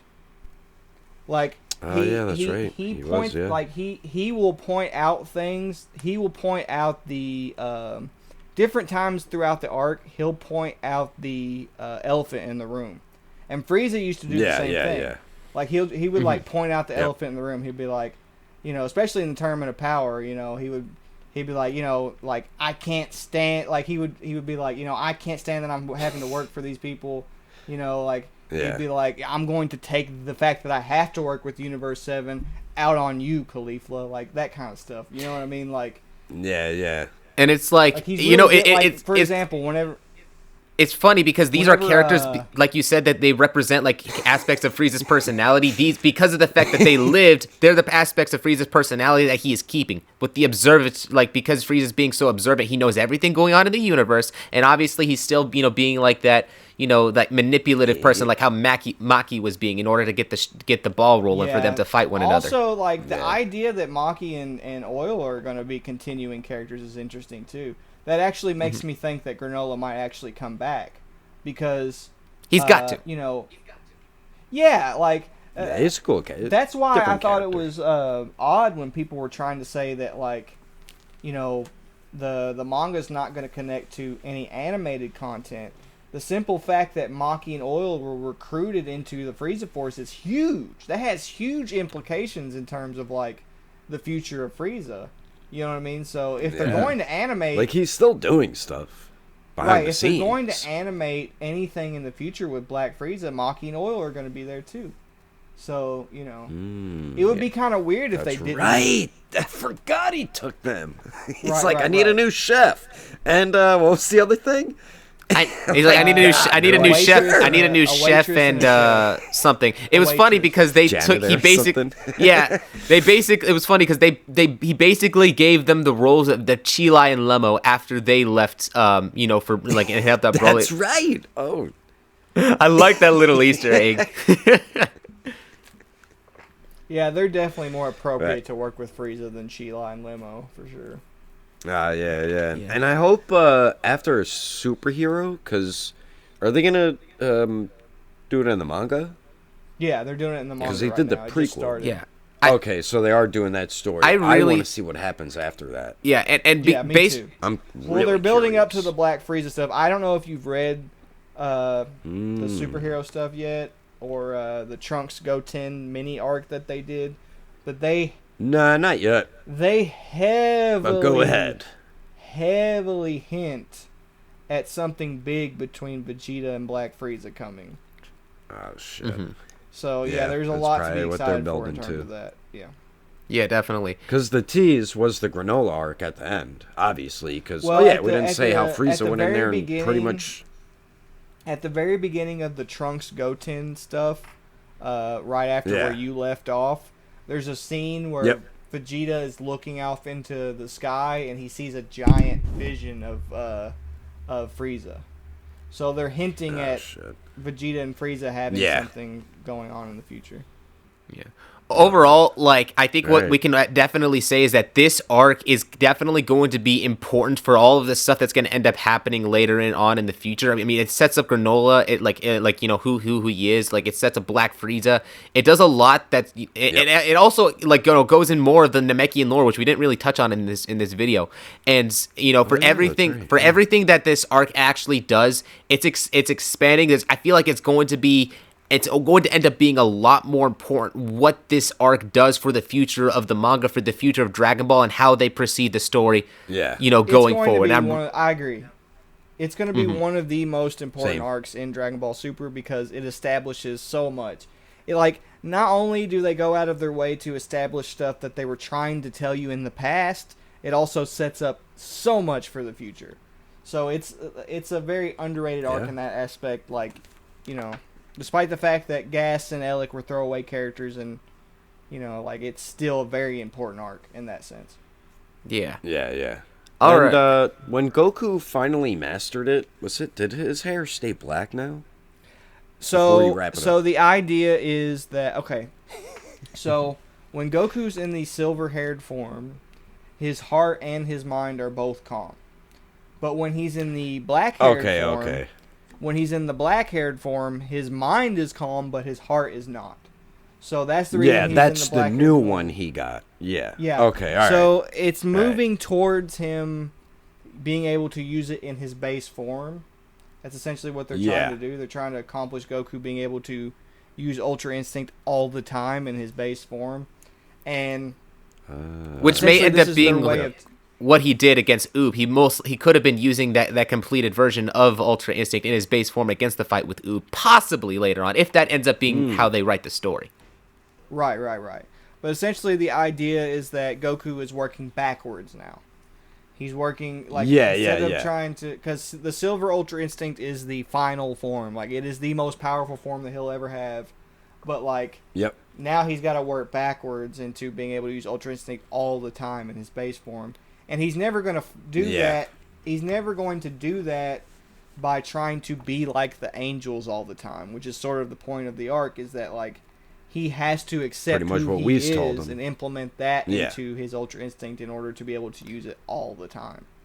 If he ends up going backwards, and if this actually works in that specific manner, now thinking about it, because if he's going, it's almost like, because whenever he used all of the transformations against Granolah, he went through Super Saiyan, Ultra Instinct, combined with Ultra Instinct, Super Saiyan. Well, no, I don't think he did Super Saiyan 2 or 3. He went to Super Saiyan God with Ultra Instinct, and then Super Saiyan Blue, combining aspects of Ultra Instinct with that. It's like, it might actually suggest, okay, so would this be a wrong thing to suggest that later down the line, the current version of the Goku's strongest form could end up being Super Saiyan with Ultra Instinct before managing to have that in his base form, I mean, it's possible, but I think the whole entire idea is the more stable he can use, the more he can implement it in his base form, the more stable it's going to be when he uses the silver form. So it's going to make his ability to use Ultra Instinct, the silver version, easier over time. So he'll just be able to use it longer and better over time. Make it a sixth sense, pretty much. Not only is he going to be better in his base form, but by becoming better in his base form, he'll be better at using the silver-haired form. This is really interesting. He's improving on every aspect. This is really interesting. It's which a lot of people probably don't even pick up on that. They're probably like, oh, it just hair went black and that's it. But there's more. It's alright, start. But there's more to it than that. Yeah. Mm-hmm. But I think that's about everything for now. Yeah. Yeah, we all agree sometime. it's I an think we covered underrated everything. arc. I heavily enjoyed the arc. I don't know about you guys. Yeah, same here. It's one of my favorite arcs in Super. I can't say it's my favorite because I don't have a favorite, but it's one of my favorite arcs in Super. I love it. Yeah, it is one of, to me, I feel like it's one of the better arcs and one of my favorites as well, yeah. Yeah. You Starblast. I definitely no, I wouldn't really put it up there as in terms of my favorite arcs because of what I personally really enjoy watching Dragon Ball for, but I definitely appreciate it for everything that it does. I really like the symbolism. I really enjoy Jordan. I really enjoy hearing your analysis on the arc and what you're able to find, because it's just even though I might be able to pick up on stuff, you'll pick up on 1,000 more things, which is always interesting to hear from. But Did you like the Moro arc better? I did like the more. I think I did like the Moro arc better. Definitely, I think I really like the way that they handled Moro. I'm just when it comes to me, I have a. It was a real fun arc. I have a soft spot when it comes to heartless villains that just want to kill and just be crazy. And Moro just is that. It's just personally what I like. Jordan, he more so was just so. Oh man. Yeah. He was different. He was more scary to me than Frieza. Mm-hmm. All right, let's not get into Moro now. No, he is. I'm not even gonna argue with that. Frieza will just he will come to your doorstep and ask you for the Dragon Balls. Moro will take the Dragon Ball and kill you. Frieza's much more. You and Jordan were talking about that. Oh yeah, before we go, just because you brought that up, Oh, dang, nabbit. Yeah. I think that's a very important thing to keep in mind, is that when Frieza tried to get the Dragon Balls the first time on Namek, he didn't just kill them. Yep. He actually tried to go through their trials and stuff like that. I think that's very important to remember, because I do think They that failed there him. is, I do also think that there's something big coming between Frieza and the Dragon Balls. I don't know what it is. I don't know exactly what they're gonna do. Watch, he created his own. But I do think there's something Blood big coming. Dragon Ball. I just wanted to say that. Yeah, there probably is. You know what? You're right. I remember that. He's like, let me even take your tests. Yeah. I remember that part. Shit. Yeah. It's because I recently watched it. but I would have remembered it anyway. Yeah. But, All right. alrighty. All right. Anyways, guys, let us know what you guys' thoughts are in the comment section down below. Tell us what you think about the Granolah arc. Who is your favorite characters? Do you know details like that about the arc in the comment section down below? Whether you're watching us on YouTube, listening to us on Spotify, you hear they're possibly adding comments in to Spotify, which is going to be great. I'm not sure if it's going to be. I'm not sure if they're going to have it by the time that this goes up. But regardless, I'm. No, it is. Oh, it's up right now. It's the Q&A. Okay, perfect. Yeah. All right, comment on Spotify too.